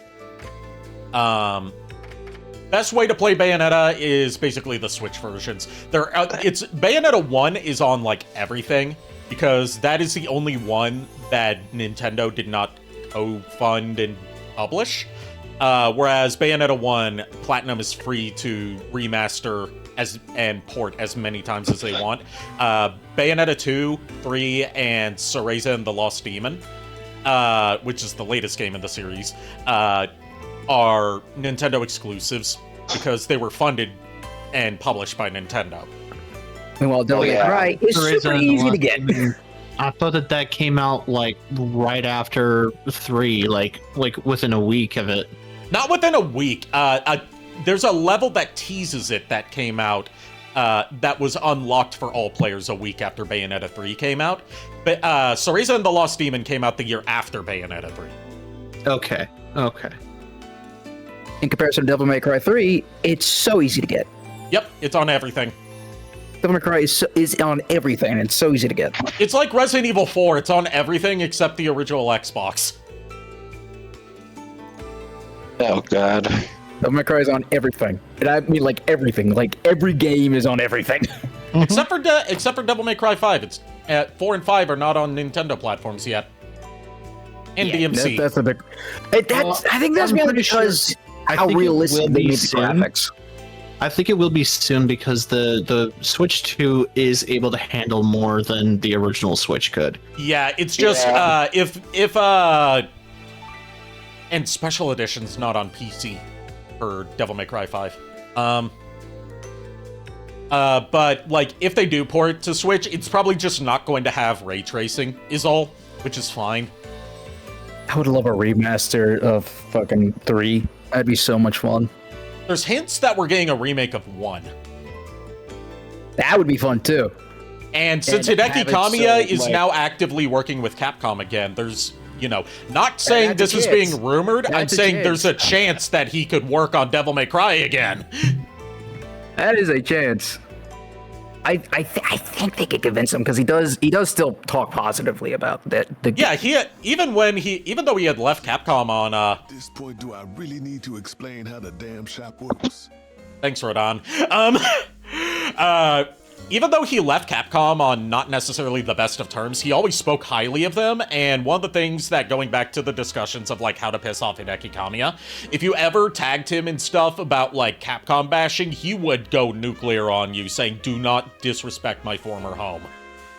I did ask him a question on Twitter once. He did respond as because I found out he was a fan of Tokusatsu growing up. Oh, yeah. I was like, did that influence these games? And he's like, play the game warm. I was like, hey, yeah, I have it. And they're like, yep, that makes sense. That answers it. Yeah, if you want to see how much Tokusatsu influences him, play Beautiful Joe. It's a big love layer to Tokusatsu. Yeah, I know that one. Specifically, Joe's design, especially the battle mask he puts on in the boss fights, is inspired by Zubat, the Tokusatsu. Zubat's a deep cut. Yeah. And there's a mirror match type boss fight in Beautiful Joe 1 where the pre-boss fight banter references Kamen Rider by saying whoever loses has to wear a yellow outfit. I actually don't get that one. So you know how to use my shop to buy something or get the fuck out. I don't either because I haven't seen much Kamen Rider. And then also there's just a 2-on-1 boss fight in the DS Beautiful Joe game where you're just fighting 2 Kamen Riders. Except they're butterfly themed instead of grasshopper themed. There actually are a few butterfly Kamen Riders. I didn't know that. And they're named after, their name is after, Power Rangers, but their design is Kamen Rider. Oh. And also, the first boss of the DS game is RoboCop. That's funny. What was the quote from Beautiful Joe? With the whoever wins the fight has to wear a yellow outfit.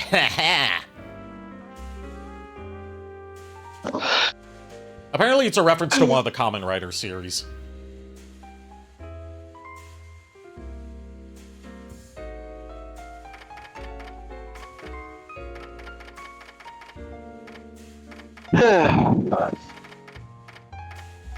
Also, in Beautiful Joe, there's crossovers with Devil May Cry 1. Because you remember... I didn't know that. Alistair is a character. Like the sword? The sword, he's a character. He's Joe's rival. Is he when he's not a sword? It's when he's not a sword, and he wields the sword as his weapon and uses parts of Dante's moveset in his boss fight, like Stinger and Air Raid. That's kind of cool. Like a prequel. If you play the PS2 version of Beautiful Joe 1, which includes a new campaign for Dante, it says it tries to fill in some stuff in between Devil May Cry 1 and 2. With Alistair's fight against Dante, saying that Alistair's mad at him for just throwing him away after the events of Devil May Cry 1.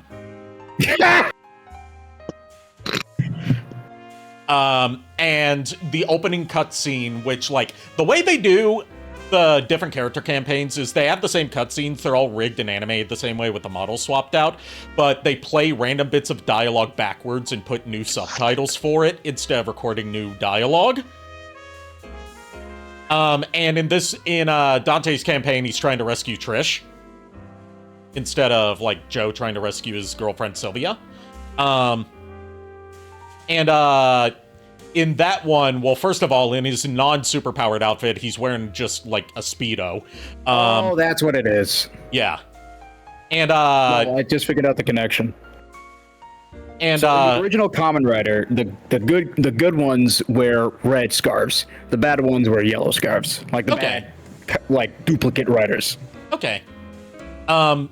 With with Dante's campaign, like in the opening cutscene, he's in his non-superpowered form, so he's just in the movie theater wearing nothing but a Speedo. And Trish basically says, like, this is the second time that you've lost your clothes to Enzo in a gambling, in like a game of poker, implying that the reason Dante was so out of character in Devil May Cry 2 is that it was actually Enzo going around pretending to be him. Dumb. That's dumb. It's funny, but it's dumb.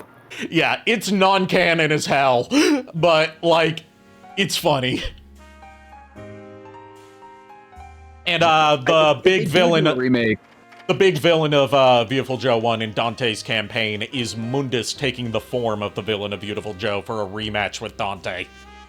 If they do a remake of DMC1, I would love for when you do activate Devil Trigger, you transform into them instead of just during the attacks. Yeah. So you can actually get a good look at the models. Yeah. Also, what I would like to see in, like, a potential new Devil May Cry game that has some more input from Hideki Kamiya, if he's up to returning to Devil May Cry. He's up to it, yeah. He's said before that he has an idea of what Trish's Devil Trigger would look like. He just never got to implement it. I wonder what he thinks about Lady. He doesn't like being asked about, like, post-Devil May Cry 1 stuff, because he's like, I didn't work on it, so I don't have an opinion on... I don't know, I'm just wondering, like, how would he handle her if he were to be, like, in like, a continuation of the Devil May Cry story? Yeah. How Devil would May he handle Cry's those future is characters? going to be very interesting now that Hideaki Itsuno's not heading it anymore. Yeah, that's the guy who took over from 3 on, right? Technically 2 on, because he's the one who finished He was, up like, the the last part of 2, yeah. last part of 2, and as part of taking over 2 to get it finished so it could actually be released, he was like, I'll finish 2 for you. I know it's going to be a disaster, but in return, you have to let me direct 3. Which was the right call. Yes.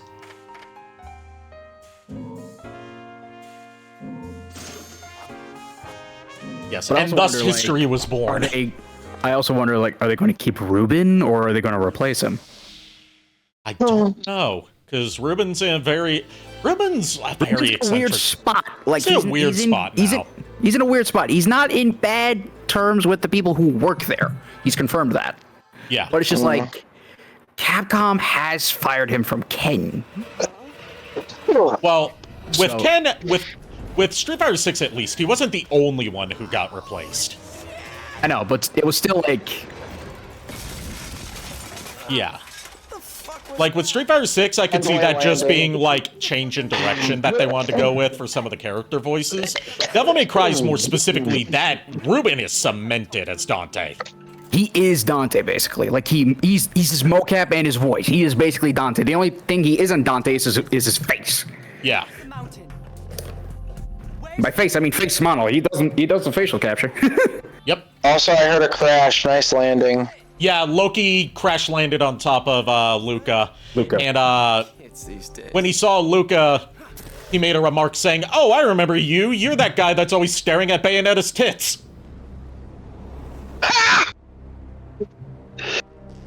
Listen here, you little shit. It's kind of hard not to. And we have that masked Lumen Sage looking overhead angrily. I'll be back. I gotta use the bathroom. Okay. Take your time. This guy, for right now, is just called the Masked Lumen. We don't know his name yet. Okay.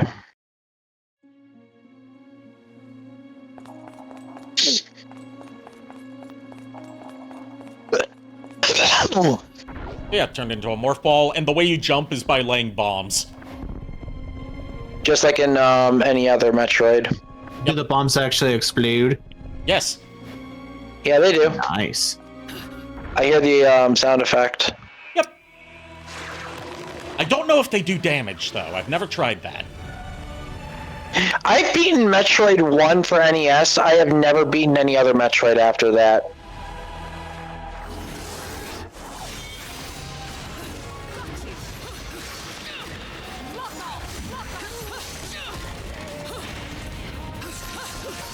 I wanted to try and finish Super Metroid, but I never got a chance to.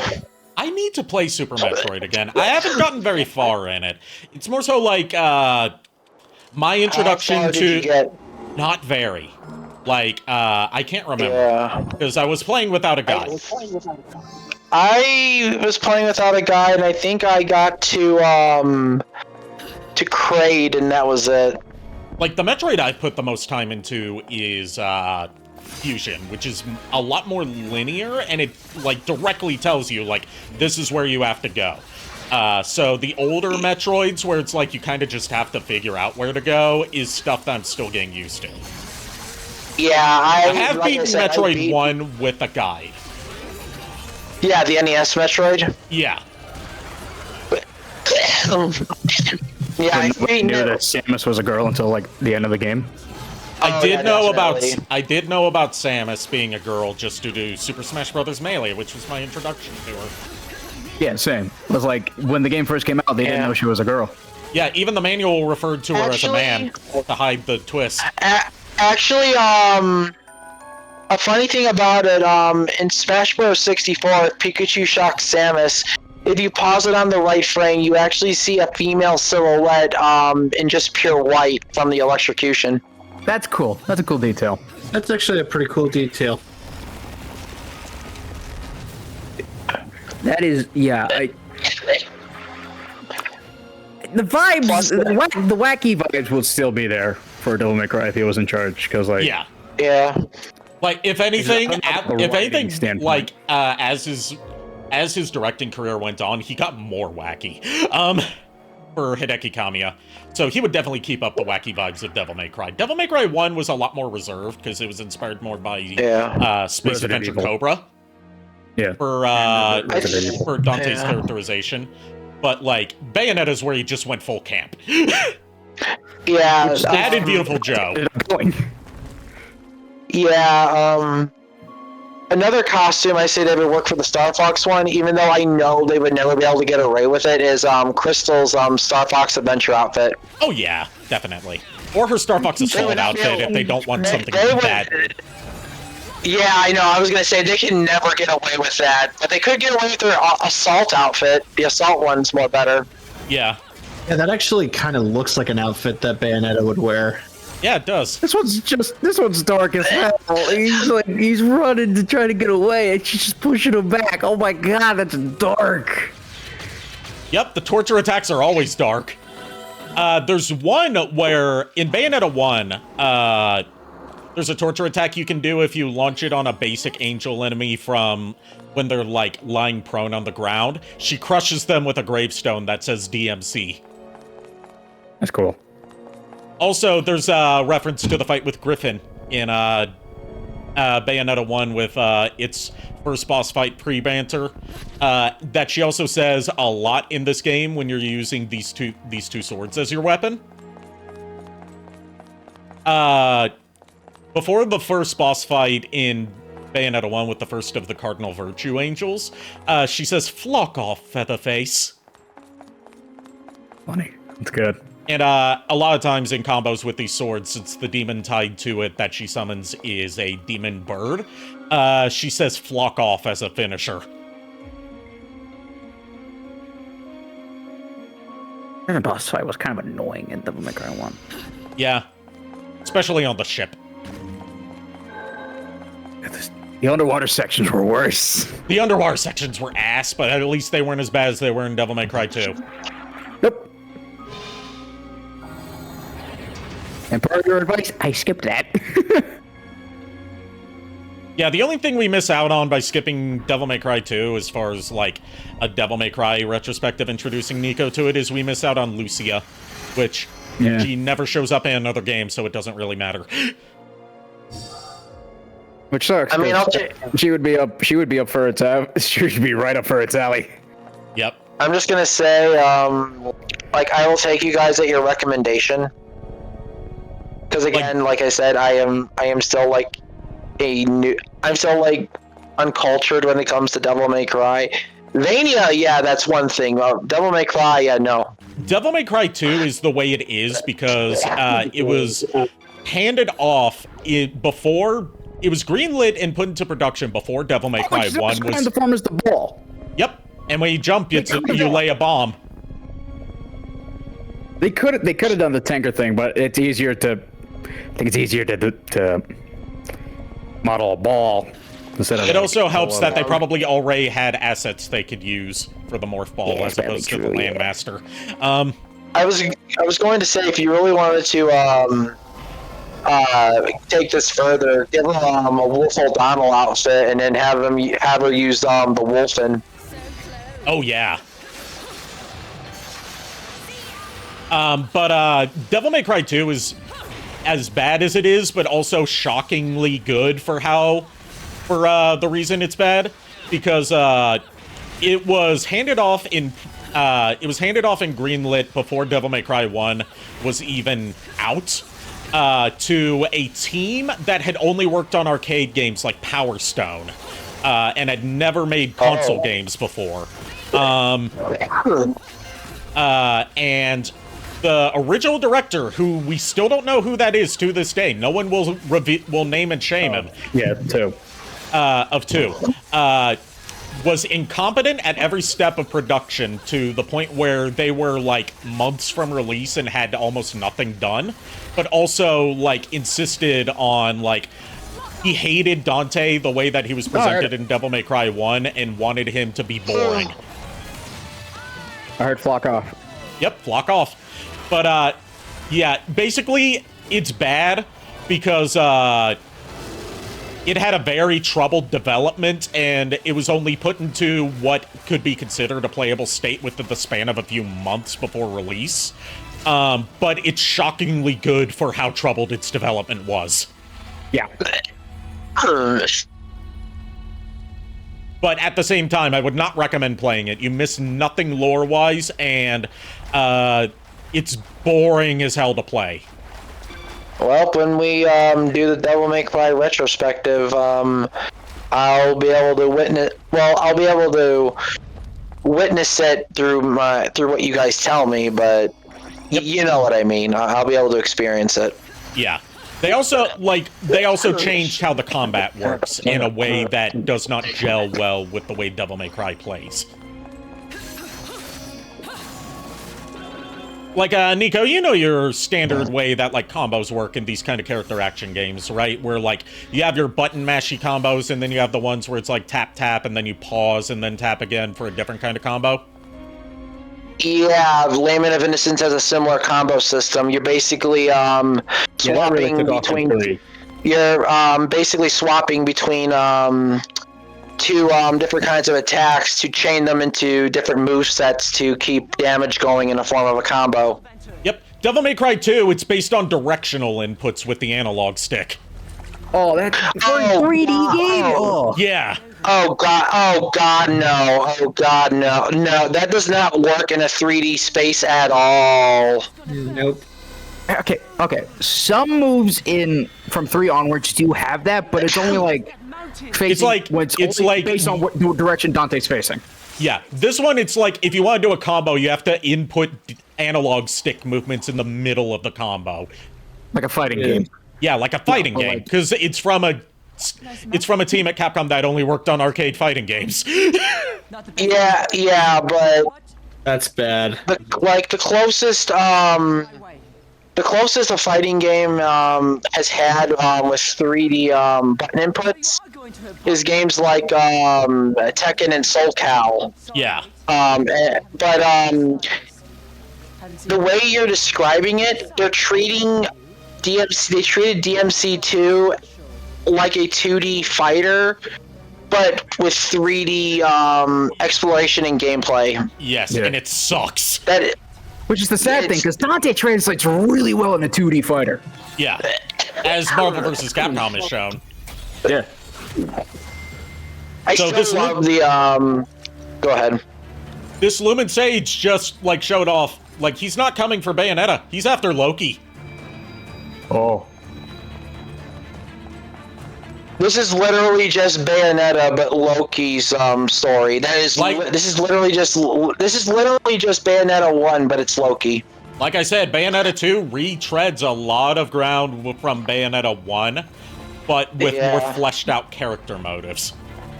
Yeah, but in my opinion, right, at least it was different.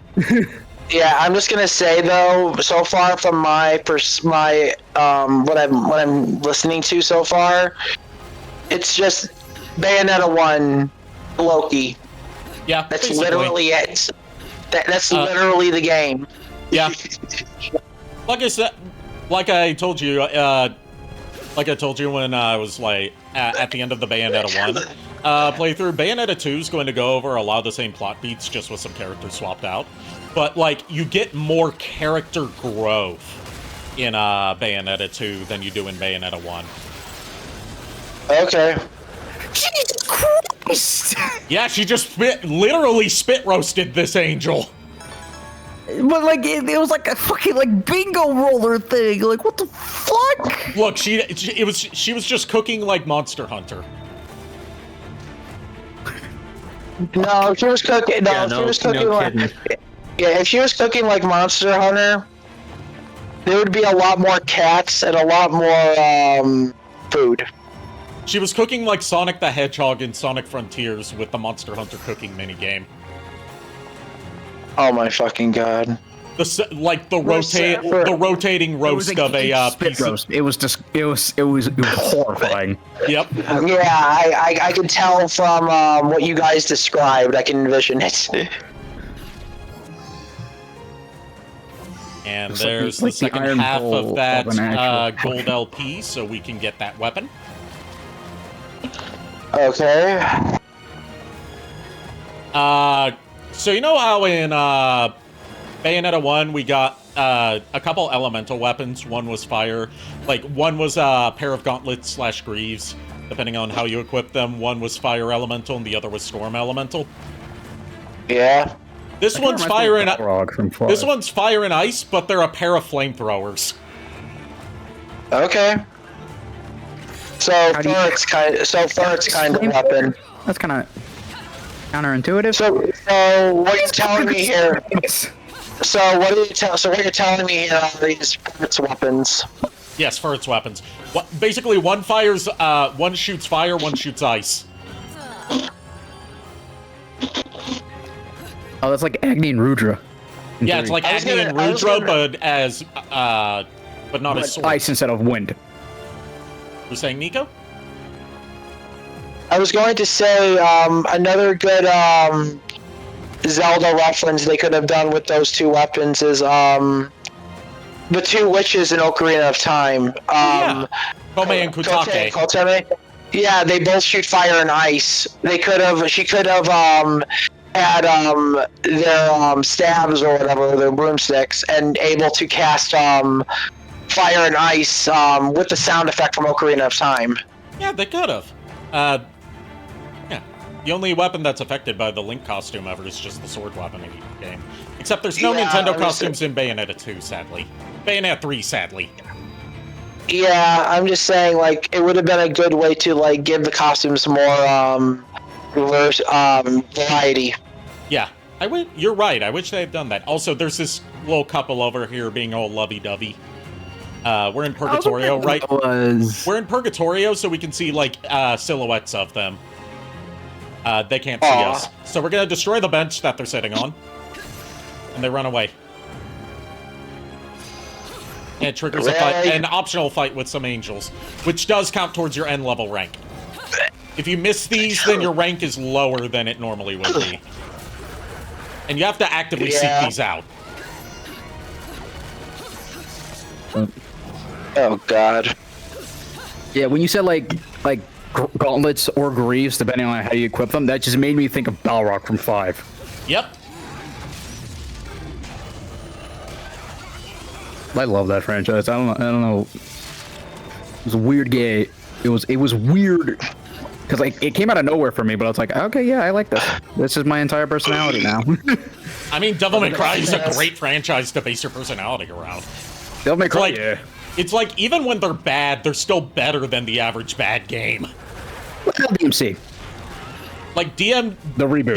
DMC and Devil May Cry 2, they're bad. I would say DMC is a bad Devil May Cry game, but it's bad games. They're bad because the standard for quality is so high. I was gonna say, Red, you have as much passion as you do about the Devil May Cry games as I do about Castlevania, which I could respect. You have as much passion about Devil May Cry as you have about pizza. I do.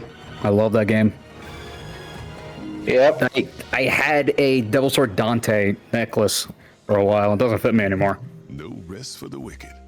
But yeah, I have a Rebellion on my wall. I had a Yamato. I don't know where I put it. And I have a Red Queen.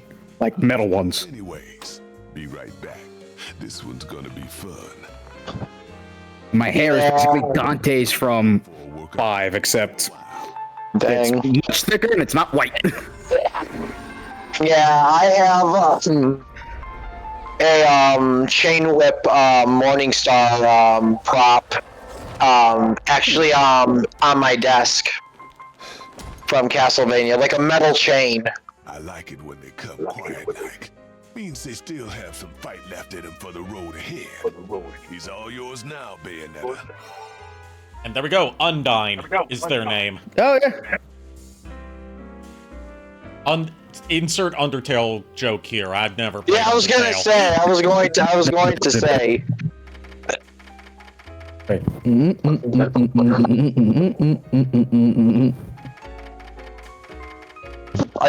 Are you trying to bring the Bone Zone here? Because I could have sworn I heard Megalovania. That's what I was doing. Yeah, I was gonna say you're bringing the Bone Zone here. Something, get dunked on. Something.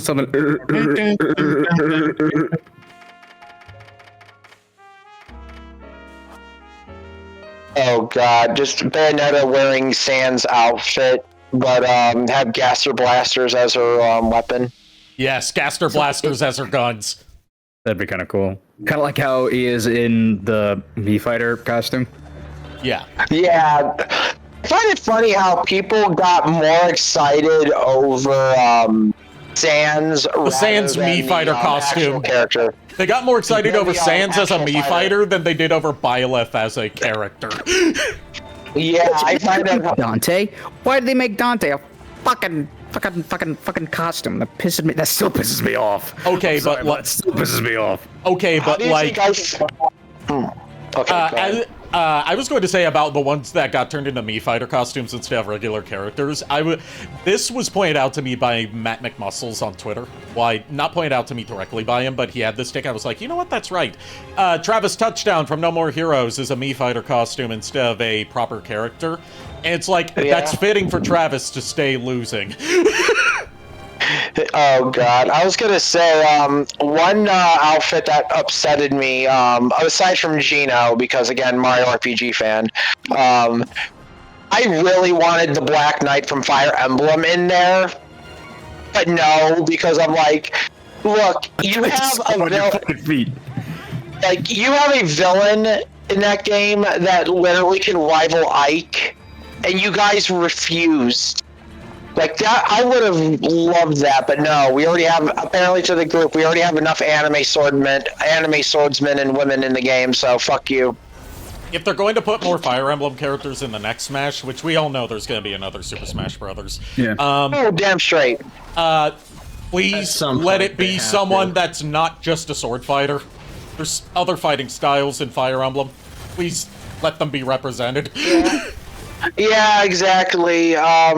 Like, I still want Black Knight in there though, because I love the Black Knight. Like, I love how he was a costume. Yeah, my Mii Fighter has it. I literally built spirits around him. I do like Ike. Ike is a lot of fun. Ike is one of my mains when I do actually play Smash. Dude, Red. If you look up the Alondite Greatsword, I want to get that sword actually 3D printed as a cosplay prop for my D&D Paladin outfit. The Rebellion is that's basically what the Rebellion is in Devil May Cry. It's basically that sword. Yeah. Like design-wise, except with a skull. Crossguard. Yeah. Yeah, the first time I saw the Black Knight in Path of Radiance, and he somehow teleported halfway across the map, just kill me. I'm just like, oh, Hey, sir, what the fuck? We're about to fight the masked Lumen. You're a Lumen Sage. That was so cool with the bullets and just the slow grab and drop. That was so cool. I love the fights with the masked Lumen because they're basically a mirror match, but like someone with angel powers instead of demon powers. And you get to see how that kind of fighting style works. Oh, Niko, have you seen Power Rangers Time Force at all? Power Rangers Star Force? Time Force. Time Force. I've seen a few episodes. Not all of them, but a few. You know Eric? Quantum Ranger? The Quantum Ranger. Yeah, I know the Quantum Ranger. He's Virgil. He's Virgil from Devil May Cry 3 onwards. Oh God. Except for DMC, the reboot, where instead it is it's RJ from it's RJ from Jungle Fury. Look, at least it's not like what happened with my boy Leon Belmont in Lament of Innocence, where his voice actor is basically Kakashi from Naruto. Also, there is a cool visual integration with this boss fight. Depending on, like, there's basically a kaiju battle going on behind us between. It's so cool. Between one of Bayonetta's demons and between versus it's basically Cerberus versus one of the cardinal virtues from the first game, Fortitudo. So cool. Depending on who's You're breaking up a lot. Just letting you know. Sorry. Depending on who's doing better in the fight, the fight between Bayonetta and the Lumen Sage, that affects the animations of the fight going on in the background between our two kaiju. Yeah, it's basically King Caesar versus King Ghidorah from fucking Godzilla. He's a Cerberus, except like his two front legs are heads. I was gonna say it sounds like a JoJo battle where they both have stands. It basically is. They're basically cycling through stands, except they're kaiju sized. And now we get to play Punch Out. There's a fight in this game where we get to basically play Punch Out. That looks like Sparta. That is Bayonetta's patron demon, Madama Butterfly. And Sparta is also insect-based, so who knows? Who knows? They might be cousins.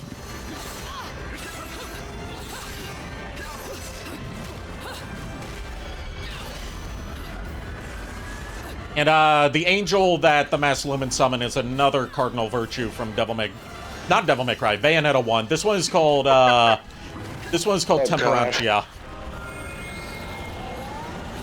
Definitely, if I can ever get a big group together for a convention, I definitely want to do like a D&D party. Like, just everyone dressing up as D&D characters of their own outfit design. Doesn't matter what, like, type. Just walk around. And Adam from Mighty Morphin 2? 3. Yeah, half of 2 in the movie onward is Nero from Devil May Cry. The second Black Ranger from Mighty Morphin, who is also, you know, prominent voice actor. Very prominent voice actor. Very prominent voice actor. Johnny Young Bosch is Nero from Devil May Cry 4 and 5. Oh. So there's like okay. And he's also Dante in the anime, the new anime. He's Dante in the anime. In War for Cybertron. That is also true. And you know, Ichigo from Bleach. Yes. Also, which makes it funnier because sorry, Chuck, I just want to finish this thought. Go ahead. The voice actor of Ichigo from Bleach. In Bleach, Ichigo's love interest is a generously endowed, cute, shy redhead, voiced by Stephanie Sheh. Nero's love interest in the Devil May Cry series is a generously endowed, cute, shy redhead, voiced by Stephanie Sheh. Yeah, I mean, that makes sense. Comparing Kirie to Orihime, one's definitely bigger than the other. I gotta say that. I'm going to say this though, Orihime is actually really adorable. I do genuinely like her character. She is very. I haven't seen like her too. So you were saying, Chuck? I really like her. Oh, I was just gonna say, like, Johnny Young Bosch was such an amazing choice for Bumblebee and like actually made me like Bumblebee for the first time. Yeah, and then they took away his Like, voice in besides Fall of Dan Cybertron. Gilvezan. I can honestly see him voicing Hot Rod. Yeah, no, I could see him play Hot Rod as well. Yeah. Yeah. Go ahead. I was going to say one more thing about like the casting that like leads to a like thing that I swear was probably not intentional at first, but has to be at this point. Ruben Langdon has also done stunt work for Power Rangers. Yes, he has. That's how he does So them. it's like a recurring thing. It started out unintentionally, but it has to be intentional at this point. That's Descendants of Sparta in Devil May Cry from Devil May Cry 3 onwards are usually played by Power Rangers alumni. He also was in Japan, in like basically where they got the Beetleborgs footage from. Yeah, B-Fighter Kabuto. Yeah, B-Fighter Kabuto. Beetleborgs brings me back. That is one show I remember. He was also in some hilarious advertisements. Based one, I think. He was in some hilarious advertisements in Japan for Mentos. He's funny. He can be really funny, honestly. I remember Beetleborgs coming on either before or after Digimon. I remember this. Yeah, they were doing reruns of it around that time because it originally came out like when Power Rangers Turbo was on the air. There is a really funny story of how people knew DMC5 was coming out. It was Power Morphicon, and Ruben, Daniel Southworth, and Johnny Young Bosch were all there. Daniel Southworth is Eric and Virgil. They were all there, so they did a Devil May Cry panel. And Daniel just like, and they're bringing us back. Can we say that? Ruben was like, no. Yeah, Daniel Southworth accidentally broke NDA. He accidentally revealed 5's coming out. Yeah. And just how much Ruben is to Dante, Daniel is to Virgil. Yeah, you can get cameos from them in character as Dante and Virgil, as Gar Gura's fan base did for her birthday one year after she had gone through Devil May Cry. Like Daniel Southworth, like he's the mocap, he's the voice actor, he's the facial capture, like he is Virgil. So now we're playing Kaiju Punch-Out. That's so cool. She does look a lot like Sparta. I do have to mention. Wait, did you beat this guy in the first game? Yes. These guys are being summoned by the Masked Lumen. This is so sick, man. I was going to say, do not get one-shotted like Mike Tyson did to Little Mac. Thankfully, that did not happen. I won. We just need a Mario to come out there and just count down the knockout. Wait, Mike Tyson is in Punch-Out? Yeah, Mike Tyson was the final boss. Mike Tyson, well, the version that's on Switch Online doesn't have Mike Tyson because they're licensing deal with him. Mr. Dream. Yeah, they replaced him with Mr. Dream, which is basically a palette swap, because Mike Tyson was originally the celebrity endorsement and final boss for Punch-Out when it came out on NES. But that deal Mike Tyson's Punch-Out. Yeah, it was called Mike Tyson's Punch-Out when it originally came out. But their licensing deal with him expired, and he was also in some legal trouble at the time that we won't get into. Gee, I wonder why. And he had also lost his world heavyweight title to Buster Douglas at the time. So he got a little hungry. Yeah. Well, no, that was a different issue. This is something I don't know about. Yeah. Like Nintendo re-released Punch-Out without Mike Tyson's branding and replacing Mike Tyson as the final boss with a new character called Mr. Dream, and that's the version that's on all the subsequent versions of Punch-Out you can play on later consoles. Even though a lot of people want the actual Mike Tyson Punch-Out cartridge. Yeah, which is, it's down to celebrity likeness rights that they would have to negotiate with Mike Tyson again to get that re-released. I mean, in Punch-Out Wii, they get it's in Punch-Out Wii. One of the title rematches you do against Mr. Sandman, he is basically just Mike Tyson. Yep. But like legally distinct, the best kind of distinct. Yeah. And like celebrity likeness rights for re-releases of games can have proven to be a hassle for certain re-releases. Like the reason why Onimusha has been dormant for so long in terms of re-releases is because all of those games have celebrity, celebrity likenesses in them, not just voices, but their appearances as well, and they have to renegotiate those contract rights. I was gonna say, do you want to tell Red, who you wanted, King Ippo to be in a live-action Punch-Out movie? I can't remember who I said it was. Because I know we said that God, what was it? You said Don Flamenco should have been Don Flamenco would be John Leguizamo. Yep. In the what?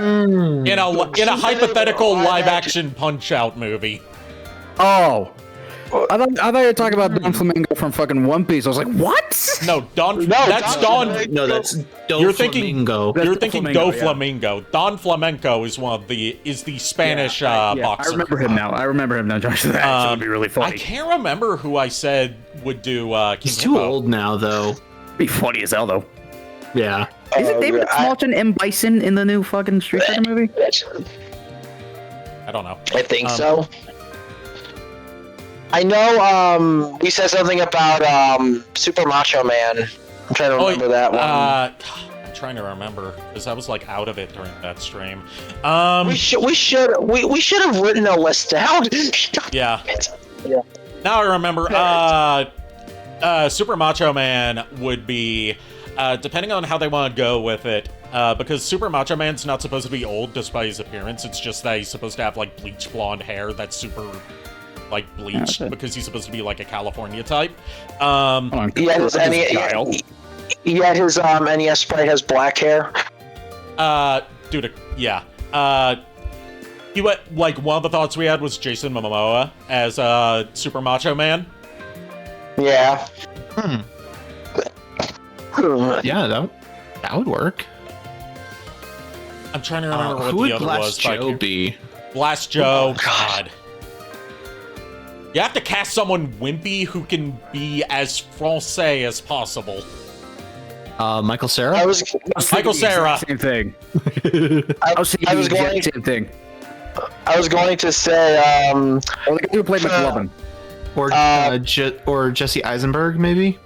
I was going to say Piston Honda would probably be, it would be funny if they got Shigeru Miyamoto to do it all, I would say Jackie Chan, but I don't think it would work. No, I know who they would cast as Piston, who would be perfect to cast as Piston Honda, and it would be great for his, like, international movie debut. Who? I always forget this actor's name, but the guy who was the original Kamen Rider who also played Segata Sanshiro. No, not Hiroyuki Sanada. Oh, yeah, definitely. God, his name. Oh, I'm such a fake fan. I am such a fake fan. Oh my God. And we're now back on the fact that we are trying to make a list for Punch-Out. I am like, sorry. imagine Segata Sanshiro in a Nintendo movie, basically. Oh, right, we said for the Donkey Kong reference from Wii, we would have Seth Rogen. Who would Little Mac be? I feel like Lil Mac could also be a Michael Cera role. Maybe. Hiroshi Fujioka. No. Michael Cera doesn't look nearly Italian enough for that, and he's got like major Italian vibes. What about that guy from the most recent Knives Out movie? Wait, who? The Knives Out movie? Who was the actor you said? The guy from the recent one, the guy who played the I haven't seen. I've only seen Glass Onion. I wasn't interested. I was going to say another one I remember Ollie said was Seth Rogen dressed up as Donkey Kong. Seth Rogen CGI mocap as Donkey Kong for the secret boss fight with Donkey Kong in Punch-Out Wii. That's funny. That's really funny. But Hiroshi Fujioka plays. Yeah, Hiroshi Fujioka as a Piston Honda. Yeah, go ahead. There was a recent Sega ad, and his actual son plays Segata's son. Yep. And I was going to go ahead. took up playing Takeshi Hongo, which is Kamen Rider Ichigo, in a movie recently. Yep, that's what I was about to say. And his daughter is a Kamen Rider now too. Kamen Rider Ainz. There's a problem though with the casting, and I think it's going to get very controversial. Casting Great Tiger. Yeah, Great Tiger's going to be if they ask him. This is all hypothetical, by the way. It's not like there's a Punch-Out movie actually being worked on that we know of. All of a sudden, a few years Great Tiger is an Indian stereotype. I see. He has a fucking... I forget what it's called. Turban. Yeah, he has a turban. He floats. Technically, he's basically supposed to be a illusionist magician boxer from India that somehow killed a tiger and uses magic to mess with Little Mac just to knock him out.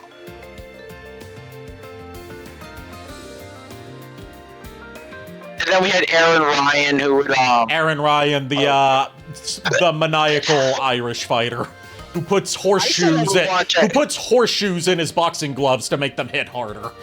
That was an actual thing they did. Yeah, dude, he tied a rope to a boxing glove and used it as a weapon. Yep. Like a fucking Fundo. And I was gonna say Jacksepticeye for that one. Yes. The most Irish man to play the most Irish boxer. You know what the funny thing is? If he was asked, he would say yes. Yes, he would. Definitely. That's what I love about him. Oh, I'm sorry if I brought us to this tangent. I'm just very curious. This is funny. This is fun.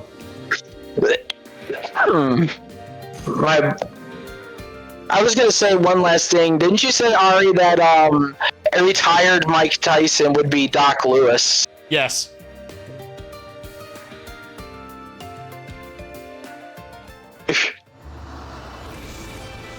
All right, do we do one more stage or do we call it a night? Because we've been going for like 4.5 hours.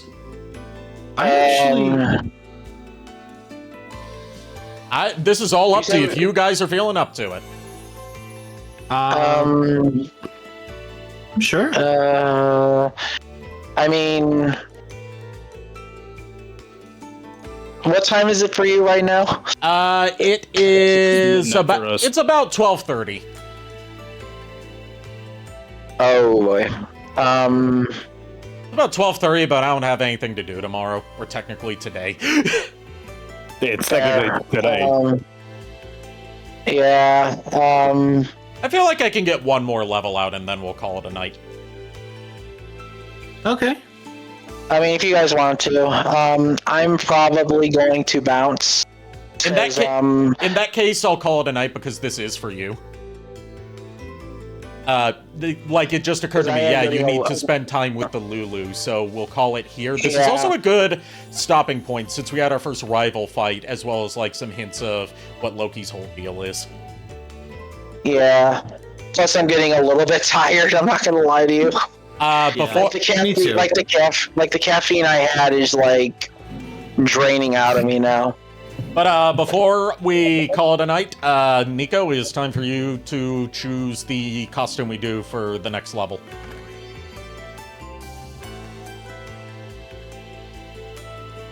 Alright, I got the numbers 1 through 4. Red, Chuck, 1 through 4. 7. No, I'm just kidding. 34. Sorry. I got 3, got a 4. Red said... No, I said 24, like Patrick.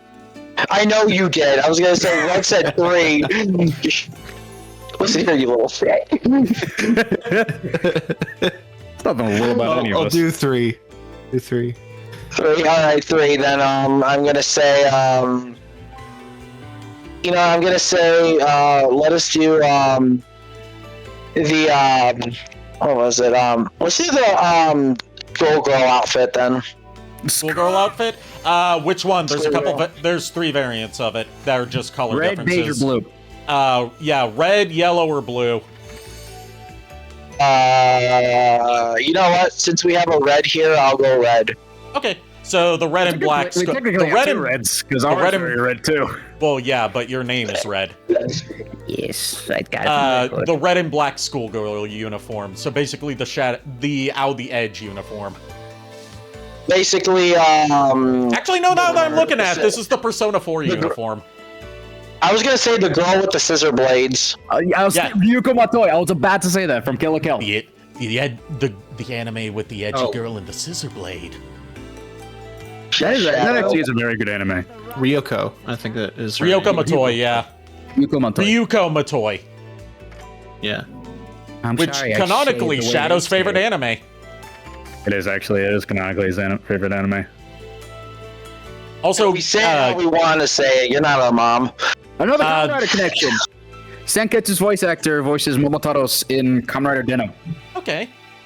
Which that's a good one to start on if you ever do want to launch one. The ones I've checked out so far that have both been recommended starting points for me, and I've only watched a couple episodes of each, are the original Kamen Rider and Kamen Rider Kuga. Kuga's a good one. Oh god. Like my understanding of like where to start with Kamen Rider is more so just like what kind of story do you want, because it's not like Power Rangers Zordon era where it's an overarching plot going on throughout multiple It's Power seasons. Rangers post Zordon. There's not really a lot of connection. Yeah, it's like each season is its own self-contained story, and they may have occasional crossovers with past heroes. Technically, except for Agito, because in Agito the events of Kuga did happen, but it's never really outright confirmed. Okay. Fair. They just mentioned the unidentified numbers and 4, which is what they called Kuga. Okay. And go ahead. And there's also a couple Kamen Rider movies as well that you don't necessarily have to watch. Like, I know one that Kamen Rider's good. I was going to say Shin Kamen Rider Prologue, the one from the 90s. That was like that was like Guyver inspired. Good. The one that was Guyver inspired with like more biopunk vibes. Oh god. I've never seen Guyver, so I wouldn't know. It has the American Guyver movie has Mark Hamill in it as the main character. I know that. The second one's better though, because it's actually R-rated and they can actually adapt the story better. It also has David Hayter as the main role. Yep, Solid Snake himself. Regardless, this was a fun stream. Yes. A lot. And then we went into a Doc Lewis Punch-Out thing, and I'm just like, okay. And then we went into, but before that we were into Devil May Cry, and then D&D, and then creationism. The story was a Transformers stream, and we devolved into this. God damn it! I just realized one other thing. Rocky, the person who played Rocky, Sylvester Stallone, he could play a person in the Punch-Out movie. Oh yeah. Or Dolph Lundgren. Dolph Lundgren. Oh yeah, Dolph Lundgren. Yeah, Dolph Lundgren. Mr. T. Because you can't get Carl Weathers anymore. He did. Yeah. Mr. T. R.I.P. R.I.P. Yeah, Mr. T. We could get Mr. T. I don't think Mr. T's doing anything anymore. Mr. T as Mr. T as Mr. Sandman. Yeah, I could see that. Yeah, good. Well, wasn't he based off of Mr. T? I don't think so. No, he was not. There was a character in Punch Out that looked like Mr. T. It depends on which Punch Out it is. Because some different Punch Out games have different rosters, and some of them have, like, change up the character designs. How many Punch Out games are there? It started out as an arcade game. There's Mike Tyson's Punch Out, also known as just Punch Out for the NES. There's Super Punch Out. There's Punch Out Wii, and technically there's a Punch Out Game & Watch game. Yeah. All right. Well. All right. Let me get us back to the throne room. This was an interesting night. Yeah, this was an interesting night. We finished Transformers Devastation after I owed that to Chuck and Red for so long, and especially Chuck because he had been requesting. By the way, Red. Yeah, thanks for it was joining fun us with for you. the finale, Red. Sorry I didn't bring you on earlier. It's fine. And we made some good progress in Bayonetta. Keep in mind, with all the stuff we saw tonight, that was just 3 levels out of it. Yeah, it really was only just 3 levels. Holy smokes. Oh, Jesus Christ. Like, Bayonetta 2 is so much faster paced than Bayonetta 1. Let's see who we're gonna raid tonight. If anyone. The melancholy's yawning. Yeah. My boy, Sun God Jack is tired. The sun must rest. Yep. Oh? Oh, yeah, you weren't there for that stream. You wouldn't. Yeah, you would apparently, have to watch the VOD for it. Yeah, apparently Chuck did like 90 to 93 damage with Scorching Ray. Oh, damn. All right. Yep. Gotcha. Yep. As Wheeljack. We are going Drop to down the sun. We are going to raid Ara Raven, who is playing Raft and also doing some charity work. Ooh, okay. Raid message is going to be lock off Featherface. Nice. That's funny. Actually, no, because she's a bird-themed VTuber that might accidentally come off as You make me insulting laugh, her. funny man. Raid message is going to be till all are one. All right. Because the main event of tonight was Devastation. Main event was Transformers. Yeah, the finale of Transformers Devastation. All right. Thank you, everyone, for tuning in. Thank you to my co-hosts for joining me tonight. Go give Ara Raven my warmest ratings. I'll see you guys on Wednesday with more Bayonetta 2.